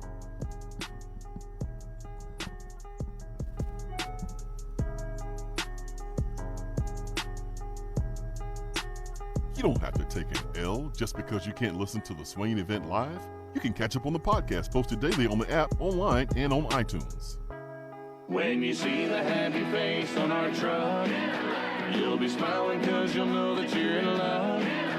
Tap water often contains harmful chemicals and additives. When you call for your free water test from Hiller, we'll show you exactly what's in your water and how to remove it. Enjoy cleaner, healthier water in your home. Visit happyhiller.com to schedule your free in-home appointment today. Call the Happy Face Truck today. Do you want a custom themed tumbler or bottle to show off your team spirit every day of the week? Well, look no further than Game Time Sidekicks. Every design has you, the fan, in mind. Their tumblers and bottles are double-walled, vacuum-insulated stainless steel, and their quality is second to none in the market. From stainless steel sippy cups to tumblers and sports bottles, Game Time Sidekicks offers something for the fan of all ages to rep their team with. They have many different logo options, so fans will have something they are proud to carry around all the time. Use promo code SWAIN at checkout to get 20% off of your entire purchase at GameTimeSidekicks.com. They also offer $5 flat rate shipping. Be sure to check out the Game Time Workshop on the website and customize your tumbler to make it one of a kind with things like your nickname, number, or initials. Game Time Sidekicks. Show your colors and carry your team.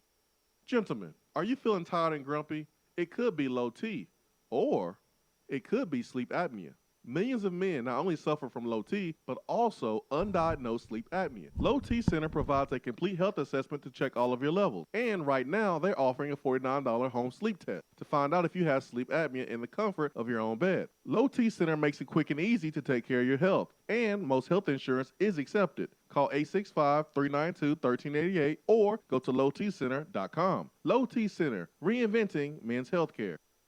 Due to a special purchase, Beatty Chevrolet has over 100 pre-owned crossovers and SUVs at tremendous savings during the $1 Million Markdown event. 100 crossovers and SUVs from Chevrolet, Ford, Nissan, Volkswagen, Toyota, Honda, Mazda, and more. All makes and models starting at $89.95. And we'll buy your vehicle on the spot. Plus, get the Beatty warranty for life during the $1 Million Markdown. Only at Beatty Chevrolet in Knoxville or shop BeattyChevrolet.com. Sale prices plus tax, title, and license. Craving flavors that don't take hours in the kitchen? Mrs. Grissom's cheese spreads and chicken salads are the perfect go-to. Ready-to-eat meals and snacks found in the meat or dairy section at your local grocery store. Whether you crave the classic Mrs. Grissom's pimento cheese or the gluten-free select varieties like the cranberry pecan chicken salad, enjoy small-town flavor in every bite. Select the best. Select Mrs. Grissom's. So I just wanted to come by and congratulate you on the great work you've been doing.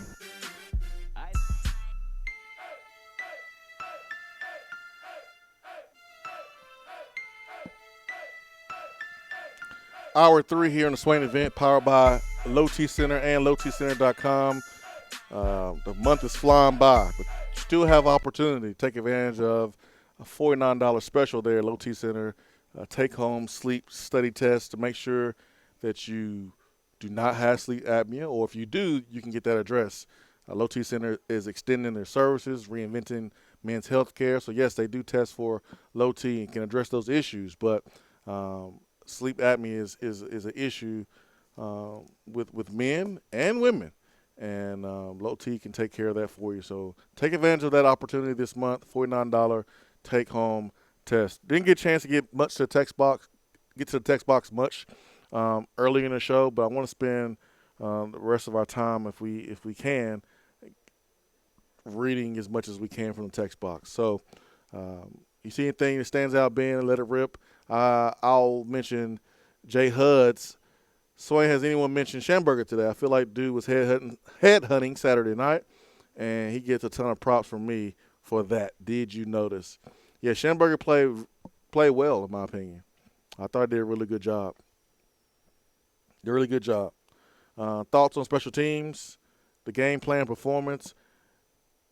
I thought we did a good job trying to keep the ball away from their kick returners and punt returners. And, yes, you did kick the ball short to one of the Alabama's up men. And Alabama did get good field position.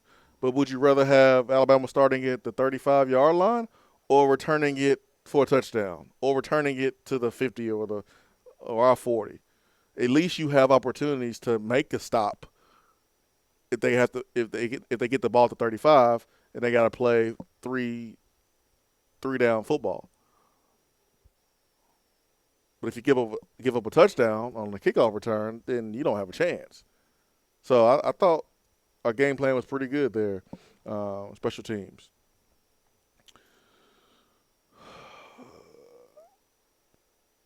Carmen says, let's not overlook the fact that JG has been avoiding looking Pruitt in the eyes and has even been walking right past him to not listen all season. That's why I have no problem with the face mask tug. Tina Keith says, 2 questions. Is there a chance Maurer isn't as bad as we think? Maybe Dr. Orders carried over from Mississippi State game. If he shows any bad signs, immediately pull him. Number 2, can Jawan make some passes to keep the USC defense honest? I hope Chaney can draw up a game plan with a combo of JJ and Stroud if it comes to this. I wonder that about Maurer. I wonder, is Maurer as bad as he was in the first game, or it was just something that Pruitt just didn't want to risk, and it maybe wasn't that bad at all? I don't know that. That's really not any of my business, and I'm not going to even try to find out, to be honest. But I wonder that. That's a really good question, Tina Keith. And as far as Stroud and Jennings playing quarterback,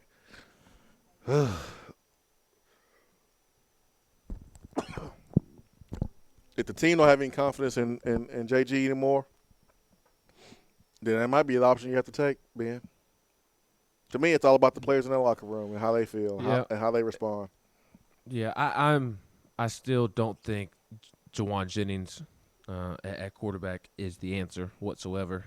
I think you were really limiting yourself at that point. I would rather have JT Strout in the game. If you're going to run Wildcat with Jawan, I would rather have JT Strout in the game and just hand it off to Tim Jordan, Ty Chandler, and Eric Gray every play. Yeah. And even with Strout, he did have the sack, but he also nearly completed a beautiful pass to Josh Palmer down the sideline. I mean, it was a heck of a throw. Josh Palmer had his man beat by a half a step, and Alabama's corner did a great job of recovering and just tipping the pass with his fingernail. If not, it would have been a walk-in touchdown. So that made me feel a little bit better. I know it's a very, very, very small sample size, but that throw did at least show me signs of potential. And again, it is a small sample size, and it would be a little bit different because he would have to do more than just throw it deep once. But I don't like the idea of Jawan Jennings just playing quarterback the entire game. I'd rather just trot Stroud out there if we're not going to play JG. The throw is a throw, but there's more to the position than just making a throw. It's checking from run plays to passing plays and passing plays to running plays and being able to identify the middle linebackers so your offensive line know their blocking assignments. It's being able to manage the clock. It's being able to make sure that you snap the ball before the delay a game. It's so many things. Okay, you're out the pocket. It's third down. It's this much. When to throw it out of bounds. When to try to pick up yards. There's so much more than just, okay, you made a good throw right there. And I'm not saying that you're saying that. I'm just letting the listener know that looked at that one throw and go, okay, well, let's go with JT Strout. There's no doubt he should be the guy. I understand you feeling that way, though, based on what JG did in the last game and how he's played this season, but there's just more than playing quarterback than that. And all this will be a whole lot easier if Prime Howard is healthy. But if he's not, things gets tough, man. It'll be a real tough decision on what to do. Dang it. Dang it, Ben. Tomorrow we'll talk to Austin Price, man. Decommitment from Arkansas. Mr. French from Whitehaven. We got to talk about that. Didn't get a chance to talk about it today. Also, J.J. Peterson was getting in the game. I ain't going to lie, I was scared when he was playing, but held his own for the most part. A lot to cover tomorrow that we did not cover today. Thank you for making the Swain event part of your morning. For Ben McKee, I'm Jason Swain. The Swain event broadcasting live here at Beatty Chevrolet, 9615 Parkside Drive. Peace and love. Have a great Monday. We're out.